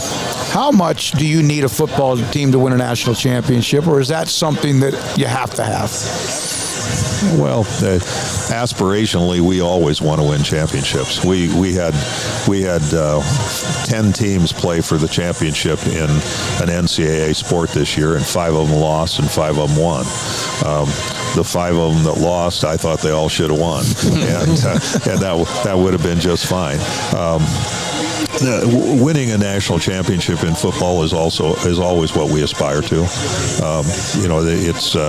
It's been Oklahoma recently, but in the past we've had other teams that were in the mix. Baylor and TCU both would have been in under the new 12-team model back in 2014. So I think we've had teams that are capable of winning the national championship. I mean, Oklahoma was ahead of Georgia 31-14 at the half, I think, and ended up not winning in the Rose Bowl a few years ago. So, it's not that we aren't good enough, that we don't have good enough coaches, we don't have good enough athletes. We just haven't won, and I think we can. But Clemson and Alabama and Ohio State have won, and there's a reason, and they deserve all the credit in the world for that. And they've been better than us, and they've proven it on the field. And if we want it, we got to go take it. Anything else, guys? I asked Mack Rhodes this on Tuesday. Did he ever have a day in the 5 years in which he regretted taking that job? And, he's had some rough moments, as you know, and sometimes blindsided by certain things. Have you ever, since taking over the Big 12, ever wished you hadn't? This week or during the time? Like in the last 25 minutes, I don't know. No, I moved from Stanford largely because I thought from a from a commissioner's position, I could have more to say about how intercollegiate athletics was conducted. I thought there was a lot that was right about it, and I continue to believe that, but I also thought there was a lot wrong with it and that we needed to improve upon it. And I've been able to have some of that impact. And so, I don't know that I would have wanted to do this earlier in my career because, frankly, I miss the interaction with student athletes. I miss the high highs and the low lows that go with working with coaches. I miss coming to the stadium on Saturday and saying, we got our guys, you bring yours, and let's see how we do. There's no way to really replicate that on a campus or in a college conference office. And so I miss the competitive aspects of it. But I think I've had the chance to have some impact on the national agenda and the national outcomes. And so in that regard, it's been rewarding. And I will tell you, I think I work with the best group of athletic directors that I've worked with at any time in my career. And I don't have a lot of experience working with boards and presidents, but the 10 presidents and chancellors in the league are top flight, and I really enjoy working with them. And so I feel very good about it. Now, we've been wading through some deep mud, but I'm well compensated for my work, and I like the people I work with, and I may not always like the issues, but as long as I can try and make a difference, I'll be happy with it. Before you took the job, the Big 12's biggest problem was that they kind of ate their own, or they were so much infighting, or nobody really saw the Big 12 as a big picture. It was just about, okay, what about me? And then the other conferences were kind of, even with, I'm sure, their differences, and more lockstep. You've seen it kind of grow over the years. Are you saying right now it's at that point where people can look at the conference as a whole and not be as, well, what about my university before everybody else? Yeah, like you got unity flashing up on the sign. There's that unity thing. And then there was a thought maybe when you arrived that there were, that we all know who the Joneses are, and that maybe they were more worried about themselves than they were. What the SEC seems to be, no matter if they hate each other, all in together for the conference. Is that the way the Big 12 is now? Yeah, I think we're very much all in for the conference, and the Joneses are always a matter of perspective, but our league in that regard are not any different from the SEC or the Big Ten or Pac-12. I mean, there are always a couple behemoths that when I was in the Big Ten, it was Michigan and Ohio State and Penn State, and when I was in the Pac-12, it was USC and UCLA and Washington some of the time. But there's haves and have-nots in every league. But I think our group is aligned on strategy, aligned on the future. I think hardened by fire over the last years, and I feel very good about where we are right now. Bob, thanks for your time.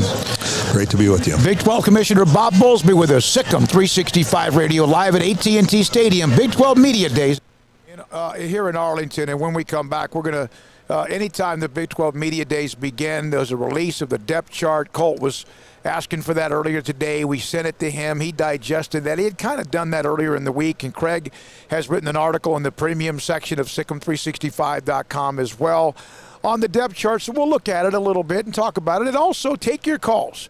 You just heard Bob Bowlsby. I know that some of you can't stand the guy.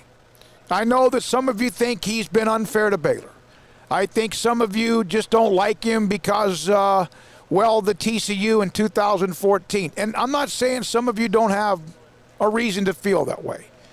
But I think he answered a lot of the questions, including, my God, how many times have you asked about the money and the withholdings? And I think we got a pretty good answer from that from Bob Bowlsby as well. All right, when we come back, the depth chart, 254-339-1122. Your thoughts about the Big 12 Media Days is back at Arlington. And now IdealMRI.com is one I want to talk to you about. IdealMRI.com, because they can help save you hundreds, if not thousands of dollars. How? It's very simple. The average MRI is $1,100. At Ideal MRI, it's $497 or less every single time, or less $497 or less every single time. And they'll help you with the insurance if you, in fact, need that as well. They'll do it. $1,100 or $497 or less every single time. What Dr. Rob Maxey and his company have done and what they've done at IdealMRI.com is amazing. And oh, by the way, if you get an MRI, and sometimes at a large, huge health system, it takes forever to get it in and, oh, by the way, scheduled, and then you sit and wait, and sometimes wait that day. IdealMRI.com will get you scheduled in. You'll get there. It won't be a long wait, and the Texan specialists are fantastic.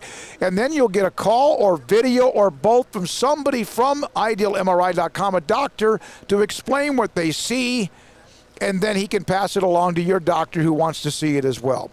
Save a lot of money, save hundreds of dollars, and also maybe thousands. State-of-the-art technology MRI machine in the Central Texas Marketplace in Waco at IdealMRI.com. Three Nations Brewing Company has 16 different beers on draft with a new beer every Friday. It also offers 2 air-conditioned tap rooms, a large indoor beer hall, a second-floor mezzanine offering a great overview of the brewing company and equipment and patio where you can relax under the shade. Plus, you can now experience the new Three Nations Beer Garden Grill on our shaded patio with socially distanced seating for your enjoyment. Grab a cold beer and enjoy a bite from our freshly prepared and delicious menu. Street tacos, quesadillas, freshly cooked burgers and dogs and veggie burgers too. State Fair tornado fries, nachos, and so much more, all prepared and cooked on site. So come visit the award-winning Three Nations Brewing Company on East Vandergrift off I-35 in Carrollton.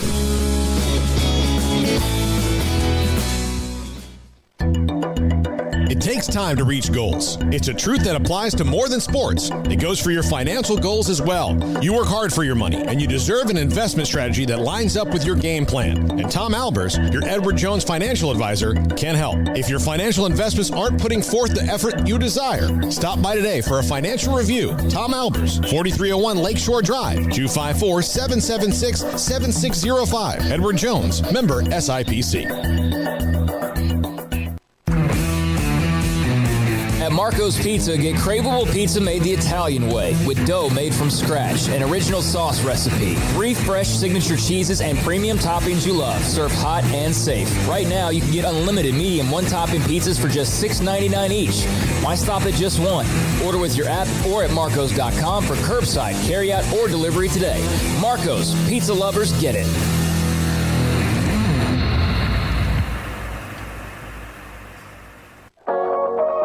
Waco Regional Tennis and Fitness was built to help give you a chance to enjoy elite tennis facilities and also remain fit or reshape your body. Now Waco Regional Tennis and Fitness has gone through its own physical changes. There are 7 large flat screens stretched across the main and improved weight room with Wi-Fi available and their own app to enjoy news, business, weather, or sports channels. The beautiful sound of active treadmills and elliptical machines, group exercise classes throughout each day, a new ballet bar for bar classes, a new look lounge and bar with beer and wine with more large flat screens available. Touchless water fountains outside each spacious men's and women's locker rooms, showers, sauna, and whirlpool. Upgraded PA system throughout the world-class tennis courts and lessons for adults and juniors. I promise you'll look and feel better. You just need to walk through the front door. Also, Waco Regional Tennis and Fitness with personal trainers Christy London and Randall Corley. 40-plus group exercise classes, including twice-a-week boot camp. So start today, not tomorrow, at Waco Regional Tennis and Fitness on Lakeshore Drive in Waco. In the market for a quality metal building? Since 1943, Pioneer Steel and Pipe has helped Central Texas residential and commercial customers with metal building design, panel options, building components, and trim options. Pioneer Steel and Pipe's residential line is energy efficient, offers low maintenance, reduces insurance payments, is impact resistant, and carries up to a 45-year limited warranty. In addition, they can also help you find a metal building contractor for your project. Pioneer Steel and Pipe with locations in Waco and Bryan and at pioneersboys.com.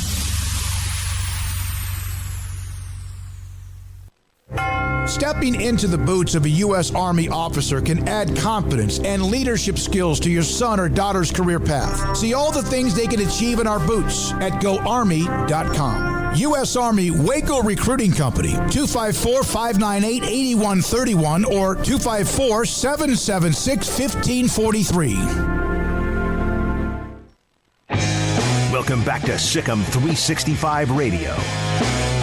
Are you a SicEm365 superfan? Then try out our premium subscriptions at SicEm365.com. We are back here at Arlington AT&T Stadium. Bob Bowlsby with us for quite some time. I thought a couple of three things that he said in that time with us is it's the first time, because it's been, and many of you have asked a dozen times, maybe 30 times, and I've asked about the money, the withdrawal, the 25%, whatever. It's the first time I've heard him say, in fact, he said it's not his decision, but they will go to him, the Board of Governors, whoever, will come to him for a recommendation, and he will recommend it's time, and that is because the timeline is coming up in the next couple of months, 2 or 3 months, not because I asked him the question. Well, and the other thing is that he mentioned to us that he was disappointed in the NCAA Committee on Infractions failure to rule, and he was expecting something 3.5 months ago. Yeah, rendering 3.5 months ago. This is a guy who was in those NCAA, what do you even call that? Testimonials or something. In interviews, I guess, is more what they were. I mean, so he's got more insight than we've got, than most people have. And obviously, Baylor's had to talk to them quite a bit and show them quite a bit. And so, I mean, here's a guy who has much more of a pulse on it than anybody, wants to say that they have outside. I mean, really, I'm trying to think of somebody who would have more of an insight than him, and Mack Rhoades I know doesn't, because Mack Rhoades has the same insight Bob Bowlsby's got, and I know Aranda does. So I don't know. I mean, he might have the most insight of anybody. I'll tell you, based on context clues, our theory of when this came out, this was huge news. But when it gets down to what the NCAA can actually do, it is basically, it's like going to the doctor and like, oh, hey, you might have something terminal. Like, oh, no, it's just a pimple. Like, that's basically what it is. And so the NCAA has a public relations problem now in that this was built up to be so much and so big and maybe even death penalty worthy and all these different things that people said about Baylor. But when it comes down to what the NCAA, and this is not even saying what did or did not happen in a legal sense of crimes that were committed, in a NCAA sense of what they can actually prosecute, which is extra benefits and things like that, this is going to come off pretty mundane. It seems to me, he didn't tell us this, but it seems to me that the NCAA, the problem is that they understand no matter what ruling they make, it will not be nearly enough to satisfy social media and the perception of the public, because it's lingered so far. But that doesn't mean you shouldn't make the ruling. Make the ruling. And I just spoke with somebody who's a part of the senior administration with the Big 12, and he was saying the same thing to me. It's like they've been on probation 5 years anyway. I mean, I'm saying they've already been punished. Yeah. You punished them when half the recruiting class left because of the threat of the death penalty or whatever else. You punished them with how many millions of dollars of negative advertisement did you see on ESPN over, months at a time, or all the articles that were written? So they had that for a solid year, if not longer than that. They're on their third head coach in football since that happened. They're on, obviously the new AD was a big part of the restart with Mack Rhoades, and he's been a godsend in that regard. But it's just like all the stuff that you could have, swiped at him for already was something that they did themselves or were forced into having to do a long time ago. Like, none of this is new either. I mean, all the stuff that they did initially, that's all 4 years old now at this point. So it's like, I mean, I don't know, man. And you got the impression, did you not get the same impression I did, that that's exactly the way Bowlsby feels? Yeah, that Bob Bowlsby basically, I mean, yeah, if I had to summarize how I felt after hearing him talk, I would say that Bob Bowlsby feels like it's beyond time for a decision to be made. He doesn't understand why a decision hasn't been made. And that, I think some of the hesitancy to make that decision is not so much, oh my gosh, we just uncovered something new, or there's this new revelation that's going to change everything. No, it's simply like, but what's idiot fan 22 from Austin going to think of? Like, and who cares? Like, who cares what social media's reaction is going to be to anything? Because social media is beyond fake, and it's so like, you're going to get upset that or you're worried about like 5% of the population on Twitter, because that's what it is. It's not like the whole country's on there and saying this. It's like, diehard college football fans or diehard anime fans or diehard, whatever your enjoyment is, you can find it on their politics. But it's a small percentage of the actual, just the country, much less the world. And I hear too often now about people backing down because of social media. That is so gutless.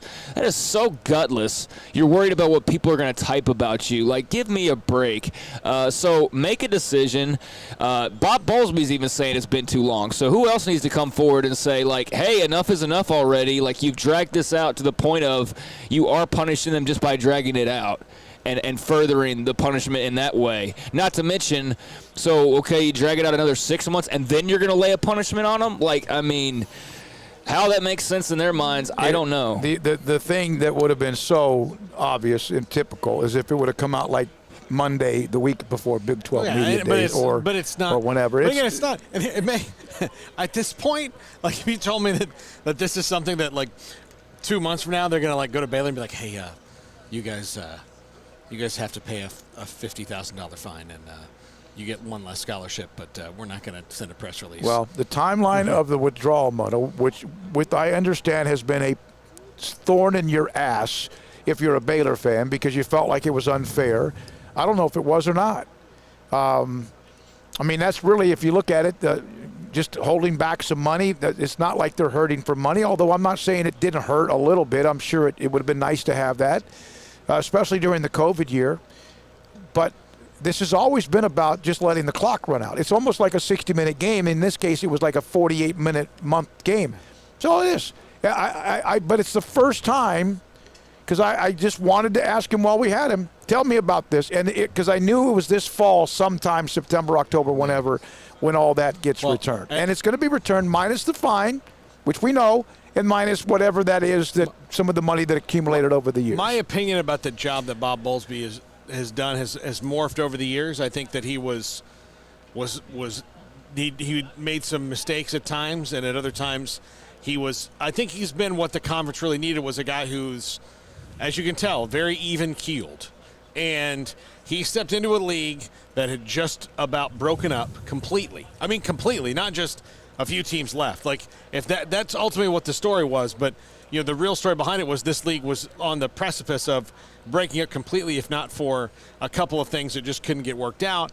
And it was a league that one team really ran it, another team had their say and maybe didn't pay attention to that team, but Texas ran the league. Oklahoma, I think, had their say and they were fine, but Texas was kind of dictating things. And now this is a league that doesn't seem to have as many of those things. Did you hear what he said, though, on what you just said? That perhaps that's sometimes the perception of what it is. And I think he's done a good job in the back rooms. And I'll tell you another thing that's happened, and we talk about Texas a lot. I think, who is the president, David, that used to be the senator? David Bourne at Oklahoma. I think him not being in the league anymore kind of helps, because you don't have a politician.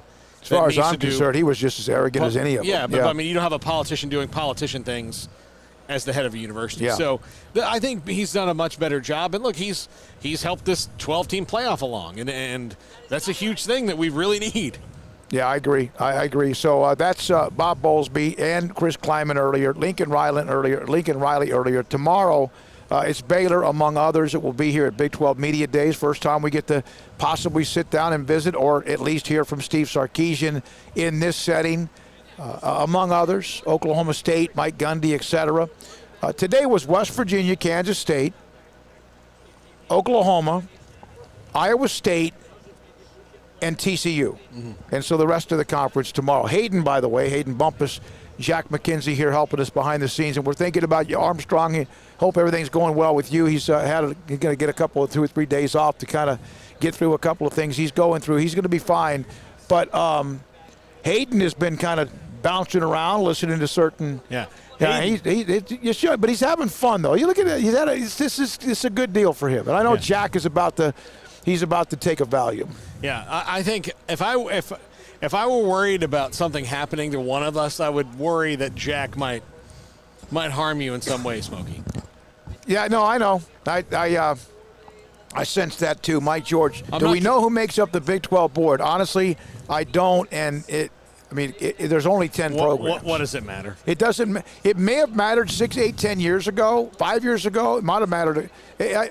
I'm not only did we have Bob Bowlsby live, but we also had a chance to talk to him a little bit off to the side, along with a couple of others from senior administration in the Big 12. And the ones that we talked to, the ones that I talked to, I know they're going to, hey, I'll tell you what, and he did say this about, he was in those meetings, and he said that listen, it wasn't all just, vanilla ice cream and whipped cream either. There were some tough moments in those meetings as well.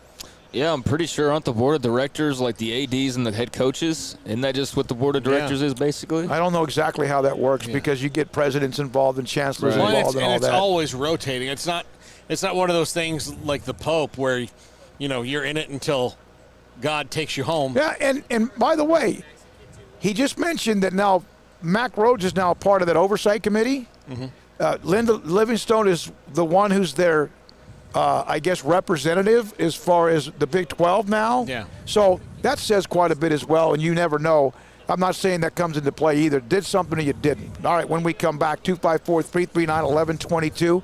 254-339-1122, and this is SicEm365 Radio.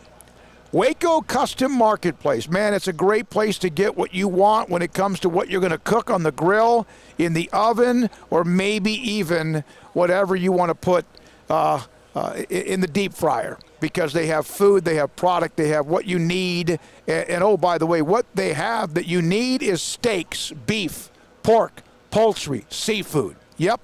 Right now, this week, regular lumped crab, $32.98 a pound.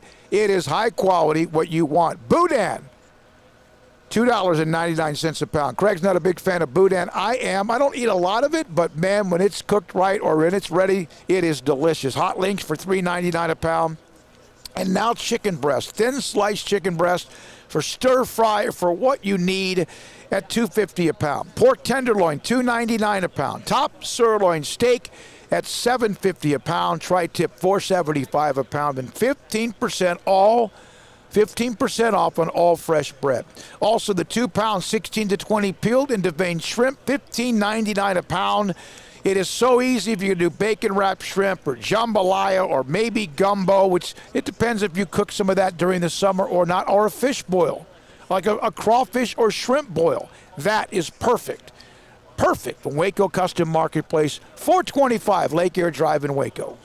Boozers is the wedding ring store and more. If you're ready to get engaged or already married and want to upgrade your wife's ring for a special anniversary, Boozers is the place to go. With the largest selection of premier quality diamond engagement rings and wedding rings in Central Texas. They have 7 cases with over 300 styles of rings from top designers like Natalie Kay. Choose from yellow, white, or rose gold, plus beautiful top quality loose diamonds. With an in-house jewelry, they can also custom make anything you want. Bring in a picture or drawing and let Boozers create your one-of-a-kind pendant or ring. They can even use some of your old gold and diamond jewelry to create something new. At Boozers, you'll find a great selection of quality timepieces, and Boozers is the place for expert watch maintenance and repairs too. They specialize in expert Rolex watch repair for fine jewelry, watches, custom work, and more. Go to Boozers on Valley Mills and Lake Air Drive in Waco. Boozers, the wedding ring store. Rediscover the thrill of driving with power and exceptional handling and control in a new 2021 Cadillac from Richard Car Cadillac. Whether you drive the dynamic 2021 CT4 or CT5 sedan or the sporty and spacious XT4, XT5, or XT6 lineup of SUVs, starting at only $32,900, the Cadillac of your dreams is waiting now to make your 2021 an exceptional year at an affordable price. Test drive from the expansive selection at Richard Car Cadillac, or let us bring a test drive to you. Go to richardcarcadillac.com to schedule a test drive today. Don's Humidor, your home with a 48-foot walk-in humidor with the elite cigar brands from around the world, including the #1 cigar of the year, Aging Room Cuatro Nicaragua. Plus, they have the great brands like Macanudo and Artur Fuente, Rocky Patel, Aston, and so much more. CBD, great for sore muscles, aches and pains, sleep, Vita Dreams, and anxiety, mild depression, general health and wellness. Their staff very knowledgeable on the subject. If anyone is curious about CBD, ask Carol and Ashley buddy Don Schumanor in the Townwest Shopping Center off Valley Mills in Waco. With so many companies and policies out there, it gets so confusing shopping for insurance, and I never know if I'm getting the policy that's right for me. Luckily, I met the team at the Niche Group Insurance Agency. With the Niche Group, you can go to one company and get access to coverage options from many insurance carriers, and you get to speak to a real person about your specific coverage needs. With the Niche Group, I know I'm getting the right coverage at the right price. If you need insurance, talk to the experts at the Niche Group at 1-800-258-8302. With more than 160,000 alumni worldwide and counting, the Baylor family is growing. And through the university's expanded Baylor alumni program, the family is growing closer. With hundreds of local volunteers planning events in cities and towns around the country, you can gather with fellow Bears no matter where you are. So, get connected, get something started, get involved, and make plans to get together with Baylor alumni. Visit us at baylor.edu/alumni. Three Nations Brewing Company is a recognized award-winning brewery that has been recognized for being a community leader, a successful business, and most of all for brewing great beer. Three Nations offers the community something fun all throughout the week. Wednesday night bingo, Thursday trivia, New Beer Friday promotes fresh beer from their small batch system and live music every Saturday night. There are regular celebrations such as St. Patrick's Day, Switchyard, Cinco de Mayo, July 4th, new beer launches, dog rescues, annual anniversary events, and Oktoberfest parties. Three Nations is a dog-friendly and family-friendly brewery. Don't miss out on the fun. So come visit Three Nations Brewing Company on East Vandergrift off I-35 in Carrollton. Welcome back to SicEm365 Radio. SicEm365 Radio's live coverage from Big 12 Media Days at AT&T Stadium in Arlington is presented by Three Nations Brewing Company. Respect tradition. We make great beer with new innovative brewing techniques, and you can find Three Nations beers anywhere where premium craft beer is sold. The All-Star game last night from John Owrand, he's of the Sports Business Journal, had 8.237 million viewers on Fox. That's up slightly from 2019. There was no game last year. Tuesday was a night for America's Got Talent. Had 7 million viewers on NBC, second to the All-Star game. Well, that's good news, because if you told me the All-Star game was going to outdraw America's Got Talent, I would have told you, well, I don't believe you, because that's what reality shows do, and that's why they... Well, isn't that a version of Baseball's Got Talent? Yeah, I guess so, but yeah. So it's good. I mean, it maybe means that the baseball's figuring out how to keep people's eyes on them, and as much as they can, because it's rapidly becoming a niche sport, and you don't want that to happen. One of the stories we did not discuss yesterday was the $150 million pledge to help with African Americans in baseball. Is that correct?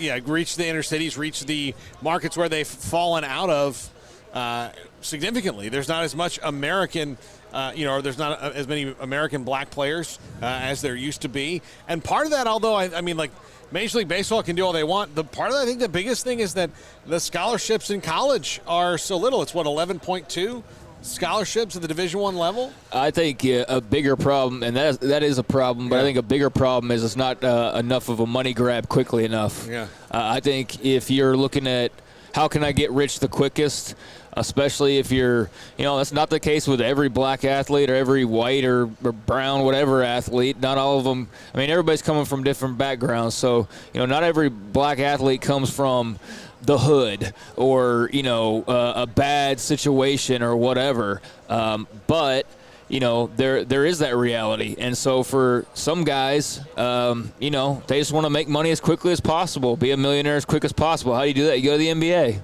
That's what you do. Or you go to the NFL. You still got to go to college, but, you can be gone in 3 years and then play in the NFL for a while. In baseball, you could be in the minors for 15 years. Yeah. Like, there's no real path. It's like you start off here, and then you may get bumped up a little here, and then move back down here, and then bumped up a little. But that might go on for 3-4 seasons. And so I think just the uncertainty of it in baseball is also a hindrance for younger athletes. And I do think that what's hurt baseball, and this is across the board, not just in certain communities, but I think select ball hurts baseball in their participation over a long period of time, because you're now playing all year round. You get people get burnt out of a sport. I think that's not been good. I think that the college scholarship thing has hurt. So it's a multifaceted thing that you have this. Select ball became a thing where it wasn't just your local city little league anymore. It was this select team, and it was that select team, and athletes were becoming specialized. And I will say, though, my select team experience, we didn't need to play another year of little league. Like the guys that got together, it would have done no one any good to play little league other than to hit 20 homers. You know what I mean? And so that was the reasoning as much as anything behind the guy who, started the team up that we played on for about a year or two, was that like, hey, we just went and finished 4th in the entire state of Texas with our all-star team from this town of Tyler. Let's put this all-star team from the east side and the west side together and, just kind of combine them. And that's what we did, and finished 4th in the state of Texas. Ended up finishing 4th. Just the west team that I was on finished 4th overall. So then we took like 5 of the best players from the East Little League who had no reason to really play city ball anymore, and we went and traveled around. And, man, it's a commitment. I don't think it's for everybody. It's definitely not for everybody. It's not how I would start people off necessarily either. I think you're probably double headers in Corsicana, Terrell, Mount Pleasant. 10 weekends in a row. You're also talking, though, about 13, 14-year-old kids who are on the cusp of high school and all that. I think the select ball problem starts when you're 8 years old and you're putting a kid in select because he's good at baseball, because that's happening too. And 10 years old, like that needs to happen later on. The amount of money. Yeah. And the parents are spending, and almost to the point because they feel like they have to. They're almost told, if you don't get your daughter or son in these camps or whatever, and I'm not saying you can't benefit from them because it helps, but the amount of money that's now being stressed to families to take their sons and daughters, both whatever, to volleyball or to baseball or to basketball camps, and all of that around the country is crazy. I remember those days. We would travel an hour and a half up and down the roads in East Texas, and two games, like sometimes 2 days in a row. And I played 5 games in one weekend. I know that was the most I think I'd ever done was a doubleheader, it was either the doubleheader on Saturday and a tripleheader on Sunday, or it was a tripleheader on Saturday and a doubleheader on Sunday. And it was in like this time of year too. It was baking, like you were out on, you were a fried egg on a parking lot. And that was summertime. And so, you still had a little bit of free time. And it wasn't like during fall ball. Like I didn't do all the fall ball travel and all that kind of stuff. I just did select summer for a couple seasons, but it was definitely a valuable experience, and if you're good, then it's certainly something to pursue. But I would say not until you're a little bit older. Like that's not like, I think it was valuable to play city league ball for a few years before deciding like, okay, yeah, maybe this is not good enough anymore and we need to move on. But there was valuable experience in just playing city ball. Like I met friends there that were my friends that I went to high school with, friends that were on that select team later on. We're all from Little League, so it's valuable. But I do get that itch to go out there, and I also do understand that not everybody's kid is cut out to do it, but yet every parent thinks that they are. And speaking of a family experience, my godson Bunker was an excellent baseball player, and he was in every select team and all that, and played. I think you kind of get in that run, and then he got to his junior year in high school, and he just wanted to play football, and he wanted to be a linebacker on the Deer Park High School team. That's what he wanted to do, and the baseball coach was begging him to play because he was good. He's like, look, I don't have it in me anymore. There's such a fight, Paul, and on multiple sports compared to coaches or certain even leagues, AAU, whatever, select ball, wanting, you need to focus on one sport. And I'm a multi-sport guy. Well, I think it makes you a better, like there are muscle groups that work differently that make you, like playing basketball makes you a better football and baseball player because you're working different muscle groups than you would necessarily. Not everybody burns out, but a lot of times that can be an issue when you're focused in on one sport 24 hours a day, 12 months a year. Yeah, I don't care how much better it makes. But I mean, he did it. Like I remember talking to him and saying, "Okay, well, I obviously can never go see him play football because that's during the." But he was playing in a tournament in College Station. He was supposed to play in a tournament in College Station after football season was over, and I remember my dad and I were going to go see him, and he's like, "I'm not going to play baseball this year. It's just." I can't, I'm just done. And my dad was really disappointed at first, and I was like, the kid's played in every select league, and he was playing all year round, and, football's more fun for him I think it's more burnout playing baseball in the spring and fall than it would be if you're playing every single sport you can, from basketball to baseball to football to whatever. That's the way I see it, but I could be wrong. When we come back, John Machota, theathletic.com on the Cowboys. They start training camp a week from today. They leave a week from yesterday. You'll see Brent Venables' new salary. I saw he signed an extension at $2.5 million per year. Whoa. I wonder how much. There's 115 division whatever FBS schools, 115 or so. I wonder where $2.5 million for Brent Venables from Clemson is among the 115 head coaches. Well, how much is it compared to, say, Louisiana Monroe? Oh, gotta be way more. Yeah, I'll try and find a list or something. Okay, what about Air Force? Maybe even Dykes at SMU. Here we go. Yeah. I would love to. We need to take a break. I'm going to say it would put him in the top 50. Probably. Yeah, I would think that it probably does. Possibility. Of course, there's Power 5. There's like how many Power 5? 64, 60. So that's going to be a little interesting. I don't know. Yeah. All right, we'll come back and break and talk about that. John Machota, theathletic.com. Also, our conversation with former Minnesota Vikings, Ohio State running back, and now Fox Sports analyst Robert Smith on many things as well. This is SicEm365 Radio. Riverbend Liquor and Wine, Lakeshore Drive and North 19th Street in Waco, a hidden gem.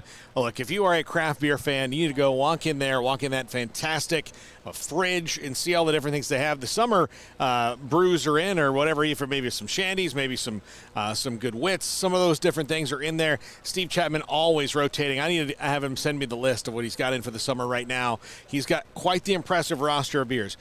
Great stuff from Balcones all the time. They still have some of the single barrel release there last I checked. A great customer service, too. You've got a drive-through window that's super fast, so if you drove up and there were 4 cars in front of you, believe me, you're not going to be waiting that long.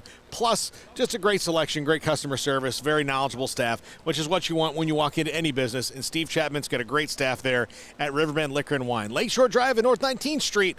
Find out more on Facebook and Instagram. Allen Samuels is celebrating Jeep Freedom Days. It's an exciting time for the Jeep Cherokee and the new Grand Cherokee. Built tough as nails and able to stand up to any challenging off-road trails or city roads, travel with the innovative technology to meet your lifestyle.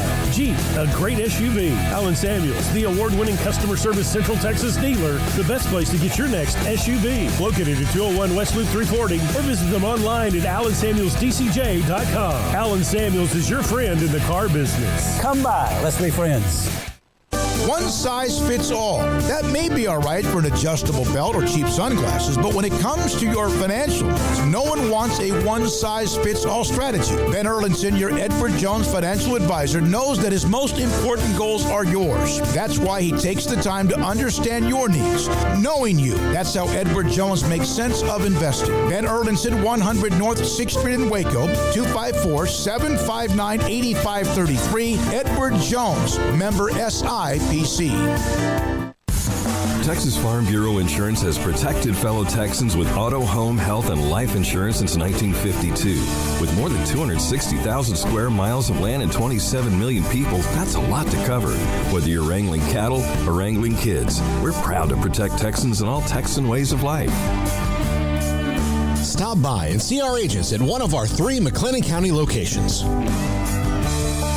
Coverage and discounts are subject to qualifications and policy terms and may vary by situation. Did you know that 1 out of every 4 men have symptomatic low levels of testosterone and don't even know it? And if you think you're too young to worry about it, guess again. Low T levels can make you feel tired and grumpy, cause weight gain, and wreak havoc on your sexual desire and performance. Petty Clinic Low T can set up same-day blood screening and results, so if you're tired of being tired, I challenge you to man up and Google search Low T Waco or go online pettycliniclowt.com. It's a private clinic with an atmosphere catering to men. Affordable, only $150 a month, includes lab work, office consultation, testosterone injections, follow-up visits compared to $395 a month in Dallas or Austin, and you don't have to fight the traffic. Petty Clinic Low T as board-certified physician consultations will provide the best form of brand-strength testosterone available. Contact Petty Clinic Low T today, just off Highway 84 and Old Hewitt Drive in Woodway. Petty Clinic Low T, helping men become the high-performance men they deserve to be. PettyClinicLowT.com or Google search Low T Waco. 1, 2. I'm in love with a man named Rudy. I'm okay with that. He knows exactly what I want. Keeps me coming back. Cooks breakfast, lunch, and dinner for me. Does the dishes too. I'm in love with a man named Rudy. Last name Barbecue. It sure is easy to fall in love with Rudy's tasty oak smoked barbecue. Next in line. Stepping into a new pair of boots is great, but stepping into the boots of a U.S. Army officer can also add confidence and leadership skills to your son or daughter's career path. There are more than 150 occupational specialties to help them find the best fit for their future. See all the things your son or daughter can achieve in our boots at GoArmy.com. U.S. Army Waco Recruiting Company, 254-598-8131 or 254-776-1543.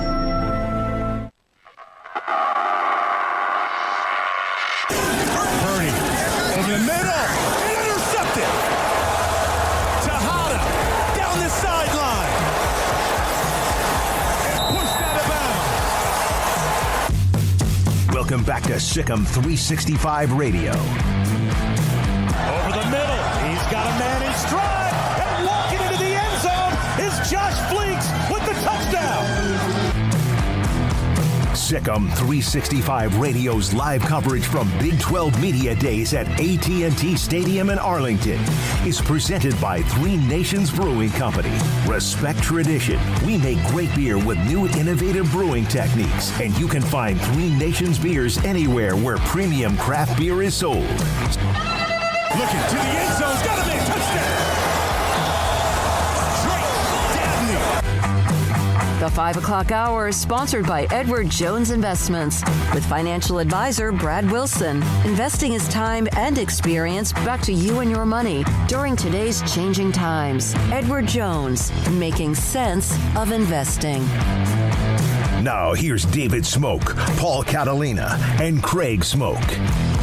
All right, this 5 o'clock hour, Robert Smith, Fox Sports, will join us in 20 minutes or so. John Machota joins us now, Cowboys beat writer, columnist, covers it all for theathletic.com on SicEm365 Radio. John, what's it like to know that at this time next week you'll be needing a jacket maybe in the evening? Oh, it is exciting. This is what I live for. Cowboys training camp. My favorite part about covering this team when it's out in California. Last year, really didn't do it for me going to the Star, and I hope that they don't ever get to the point where they decide to just have camp back at the Star. I hope they always go out there for as long as I cover the team. It's the best. Not only just the weather, but I don't know. You just feel like there's always some type of an optimism. Like people seem to be in a little bit better mood. You're out, you're close to the beach. Every day is great weather to be practicing football. Everybody just seems to be in a good mood. There's, the slate's kind of clean of whatever last season was, and it just seems like there's just good energy, at least for the first week. And then, if somebody gets hurt or something else happens, that's another thing. But, I'm really looking forward to it. So I know that Bob wrote the team's worst move on the staff thing, but had that been you, what do you think was the worst offseason move the Cowboys made? That's a good question. What did Bob write first? What did he have it as? He said, let's see, not really doing anything at backup quarterback. Yeah, that's certainly up there. I felt like, and I don't know how they could have done this, but you wanted to see a little bit more at defensive back. Demonte KZ is fine, Jaron Kearse is fine, and then Calvin Joseph in the second round. But I think they needed to do even more than that in the secondary. So that would be, and if it's not that, it's defensive tackle for me. Like there's just not enough there at defensive tackle for me to think that they're going to be getting consistent pressure up the middle. You're expecting a late round pick in Bohanna to be a major contributor to kind of get things fixed, or even a third round pick in Osa Odigizua. So there's just some spots there on the defense that really, to be honest with you, it's stuff that we've talked about multiple times over the last several years. Like, where are the bigger investments at defensive tackle? Where are the bigger investments at safety and defensive back in general? John, with Hard Knocks coming up, they'll obviously have the focus on Dak, and I'm sure Zeke will get his shine. But who do you think might be the under-the-radar surprise, maybe lower-level depth player, or maybe even a potential starter just personality-wise or story-wise that you think will catch the interest of HBO's cameras? Well, I certainly think a lot of the rookies, this entire rookie class, I think, is going to be a big focus. Micah Parsons has a huge personality, and then obviously Calvin Joseph, with his musical background, I think for sure will be an attraction, especially if he's playing well. We didn't get to see much of him during OTAs and minicamp. So I would say that those guys would stand out, but those guys are at kind of the top of the list. One of the guys that, could be somebody that sneaks up on people, I feel like, and we've heard, I'm sure you guys have heard a little bit about this, but just from, rookie minicamp, some of the other off-season things, Nahshon Wright is a guy that, when he was taken late in that third round, there's a lot of criticism because of where most mock drafts had him going. But to me, corner is wide open. I mean, you're going to have 3 corners on the field most of the time, if not more.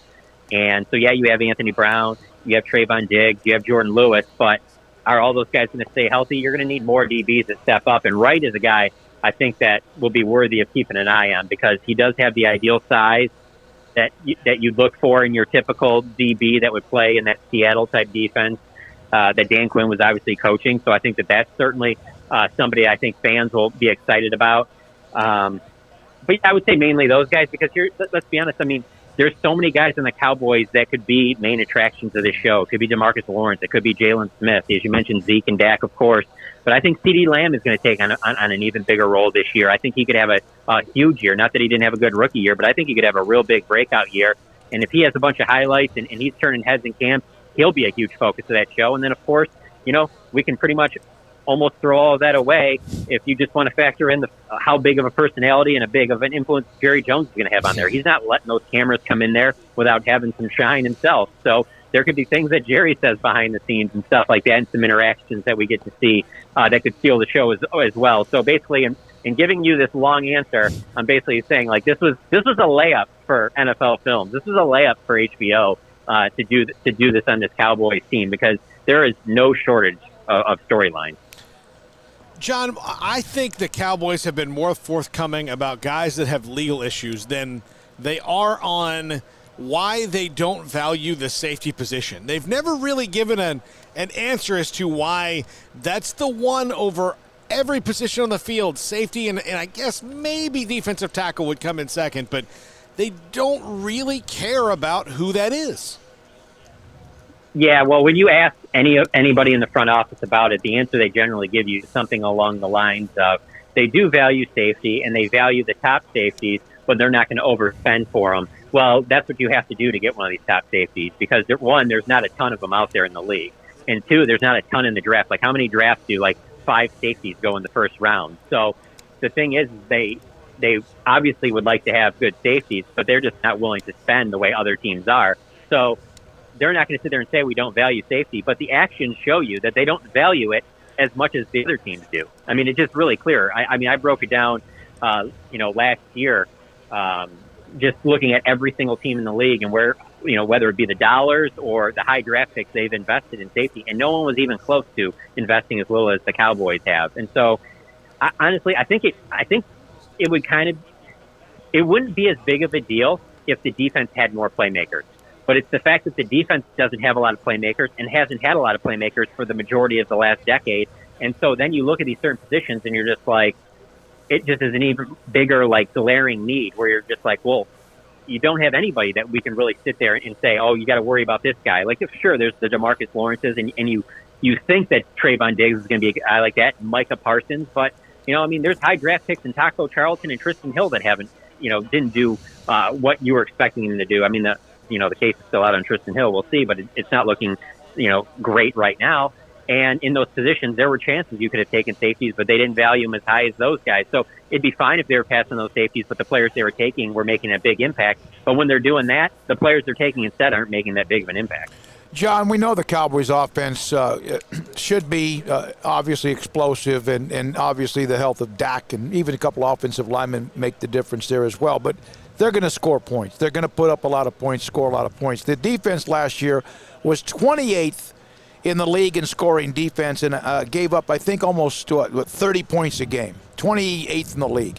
What does that number need to be worth not just enough to win the NFC East, but win 10 games or more and be better than just average? Well, I mean, you could get lucky and be just a little bit better and get a decent amount of turnovers, and that could be kind of the thing that offsets it. But realistically speaking, I would think they'd have to get to at least, maybe 16, top 15, somewhere at the back end there. They're certainly not going to be a top 10 in scoring defense, but maybe they get in the top 15, top 20. That could be enough.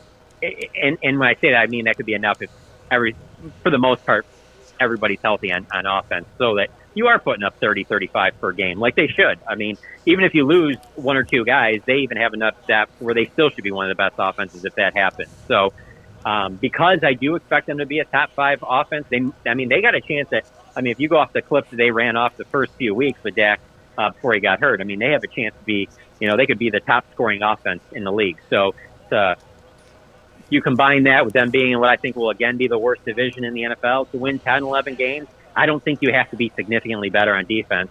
You just can't look like, you're lost on plays far too many times. You can't look like, there's questionable effort, things like that, which I do think will get cleaned up under Dan Quinn. So if the offense stays completely healthy, if probably the defense doesn't need to get a lot better.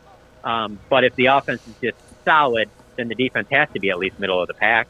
All right, so the DeMarcus Lawrence, the last couple of years, his numbers in sacks have gone down after those 2 explosive years. And let's say that goes back up and he gets back to 10 or more. Is Randy Gregory next in line for the number of sacks because of the obvious, or is Micah Parsons going to be someone that gets to the quarterback quite a bit, or is that asking too much?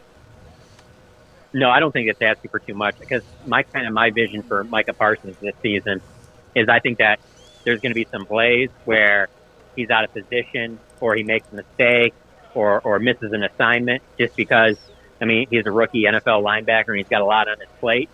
But you're also going to have those growing pains because I think he's just going to be on the field a lot because, as I just mentioned about them never really having a ton of playmakers, he brings that type of unique skill set that you can see him, even if he's messing up here or there, he's going to overcome some of that by making some plays that just other guys can't. There were certainly plays last year that Trayvon Diggs gave up that you were willing to be like, yeah, that sucks, but he also does this, this, and this, so we're not taking him off the field. So you could understand, one of the plays he gets praised for the most is when he came up from behind DK Metcalf and knocked that ball loose. Well, it should never even been in that situation. Metcalf shouldn't even have had a chance to even score a touchdown that easy. But you overlook it because of the hustle and his ability to make big plays. I think you're going to see that with Micah Parsons. So to answer your question, I wouldn't be surprised if Micah Parsons is, second or third on the team in sacks. I think leading the team in sacks might be asking for too much, but heck, maybe 5 or 6 sacks gets the lead. That's happened in previous seasons with the Cowboys, but I would say the clear front runners to lead this team in sacks are DeMarcus Lawrence, then it's Randy Gregory, and then third for me would be Micah Parsons. What would have to happen for you to be able to envision no Leighton Vander Esch and no Jalen Smith in 2022? Well, Micah Parsons just playing out of this world, being a guy that all season long you're like, yeah, this is probably going to be Defensive Rookie of the Year. And then Jabril Cox stepping up at least to a point where you're like, oh, I can see him taking on a bigger role next season. I'm hesitant to throw Keanu Neal in that mix because he's only on a 1-year deal anyway.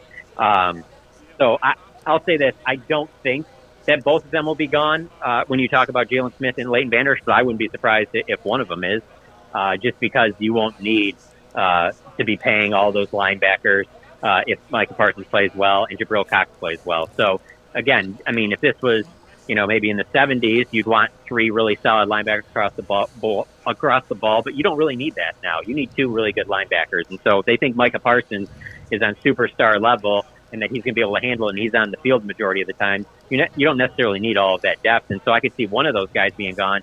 But I think one of the 2 is certainly going to be back next year. What is something other than clothing that you must take with you to Oxnard and Cowboys training camp? Well, I certainly would say, I don't know, it depends on how outdoors you are when camp isn't going on, because sunscreen's obviously a must because you're just standing out on those fields and there's really no shade, and it creeps up on you because it's not super hot outside. And so that was one of the big things when I went there the first time that I got sunburned a little bit the first couple of days because I underestimated how long we were outside because you're not really hot like out in the Texas sun. You're outside for just 10 minutes and you're just like, you can feel the heat of the sun. And so that's definitely my number one. Outside of that, man, like you can get away really you can wear anything. Like a t-shirt or jeans, or you can wear a sweatshirt and shorts. I mean, it's pretty versatile there. I remember the first year I went out there, I had dress pants on. That was a huge no. Don't ever do that. That was I didn't know what I was getting myself into. Yeah. I was trying to be professional. It was the first time the Dallas Morning News was sending me out there. I'm like, I'm going to be professional with this and wear some nice clothes. That was a huge mistake. It's really just about being comfortable and just, enjoying it. But I don't think there's many other things you need to bring. I mean, you probably already got your sunglasses. Yep. I can't think of many other things. Just make sure you got that sunblock. Yeah. He's out there in dress pants, and then Dale Hansen walks in like he walked off of a cruise ship. Yeah, with his Tommy, his gold Tommy Bahama shirt, whatever it is. Yeah. Yeah. Hey, John, we'll see you hopefully at some point during camp. It won't be the first week, but we're trying to figure out the timing. But good luck, enjoy it, and have fun. Thank you. John Machota of theathletic.com with us, covers the Cowboys with us every Wednesday in the 5 o'clock hour. When we come back, Robert Smith, hell of a running back at Ohio State, really good running back with the Vikings, and then he just walked away from the game. Was it an injury? I think he was. Yeah, he got hurt. He got hurt a couple of times, and he instead of just he's like, look, it's not worth it. He always seemed to be a guy that had bigger goals than just playing the game. He was good at the game, and he's good at analyzing football as well for Fox Sports, and he'll join us next on SicEm365 Radio. Alan Samuels, Dodge Chrysler Jeep Ram Fiat. I had to get my tires rotated and a couple of new tires. It's been a few weeks ago, and it was like clockwork. I called them. They set up an appointment. I was there, and an hour and a half later, I had 2 new tires. Actually, that was the oil change. An hour and a half later, that was done, and then they noticed my 2 front tires had a little wear and tear and suggested I rotate the tires and get a couple of new ones. Next morning, showed up, just like they told me, an hour and 15 minutes later, done. And then I said, I got to go back and get a glimpse of where they are, that big, huge service department, the building, that whether someone's doing tires or someone's doing oil changes or someone's working on an engine or what they're doing, regular checkups. And it is clean as a whistle and amazingly energetic and busy, and cars coming in and cars coming out. And yes, they have the SUVs and they have the Ram trucks, the back-to-back Motor Trend Truck of the Year. They have incentives. They have all of the discounts based on what you want. Jeep, Ram, whatever, Chrysler. But what they also have is service department that is absolutely amazing, awarded for what they do every day, day in and day out, the crew that sometimes you don't see, kind of like today with Jack and Armstrong, or Jack and Hayden, and sometimes Armstrong, Emma, or Marquise as well. It's Alan Samuels, Dodge Chrysler Jeep Ram Fiat, Loop 340 east of 84 in Waco. At Baylor University, students can shine in their own way. Or should we say their own ways? Because there's no limit to the ways Baylor students make the world a brighter place. Whether they're leading a student organization or following a higher calling, getting advice from faculty, or taking part in world-class research, pursuing their dreams, or working toward their dream job, students find their place to shine at Baylor, where lights shine bright. At Ideal MRI, we feel blessed to be a part of the Waco community. We're a small family business right here in Central Texas, and our goal is to bring down the cost of healthcare while maintaining high quality. At times like this, the cost of healthcare has never been more important, and unfortunately, significant illnesses and injuries still occur. That's why Ideal MRI is open and here to serve you through the difficult time. We offer premium MRIs just like a hospital with state-of-the-art technology and specialists, but you'll pay less. sometimes thousands of dollars less, whether you're using insurance or not. At Ideal MRI, we accept most insurance and there are no hidden costs. Even offering financing if that's needed, everything included in the price, and you'll not get something as a surprise in the mail later on. If you need an MRI, ask your doctor about Ideal MRI. They'll know. You can schedule an appointment safely from home online in minutes at idealmri.com or give us a call, 833-IDEAL-MRI, idealmri.com. At Marco's Pizza, get craveable pizza made the Italian way with dough made from scratch, an original sauce recipe, 3 fresh signature cheeses, and premium toppings you love, served hot and safe. Right now, you can get unlimited medium one-topping pizzas for just $6.99 each. Why stop at just one? Order with your app or at marcos.com for curbside, carryout, or delivery today. Marco's, pizza lovers get it.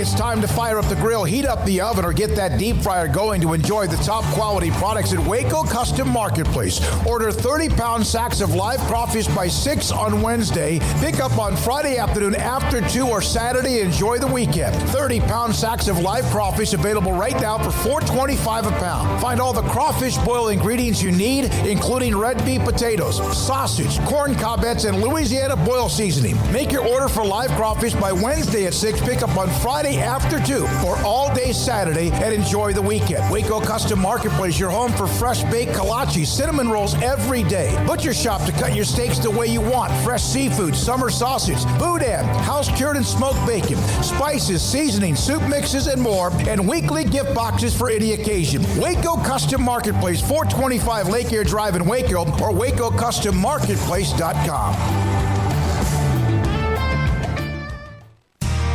How did Edward Jones become one of the biggest financial service companies in the world? By not acting that way. Financial strategies, one-on-one advice, it's a big difference. And that's why Brad Wilson, your Edward Jones financial advisor, makes sense of investing. Experience the difference for yourself. Brad Wilson, 250 Sharon Drive in Woodway, 254-776-4337. Edward Jones, member SIPC. Welcome back to SicEm365 Radio. SicEm365 Radio's live coverage from Big 12 Media Days at AT&T Stadium in Arlington is presented by Three Nations Brewing Company. Respect tradition. We make great beer with new innovative brewing techniques, and you can find Three Nations beers anywhere where premium craft beer is sold. So I saw this note. Marquise Frazier from Lancaster, Texas. He was at Baylor track and field a little over less than 10 years ago. He was an indoor NJCAA champion at Barton Community College, but he ran at Baylor, and this was just one of those notes that came down my line that Marquise Frazier, Baylor X and Lancaster High School, was named the assistant coach at Mississippi State track and field. So congratulations to Marquise Frazier. So earlier today, and you've got Fox Sports, you have ESPN, you've got the Big 12 Network, you've got others that are here, obviously a lot of local radio stations, or in our case, SicEm365 Radio.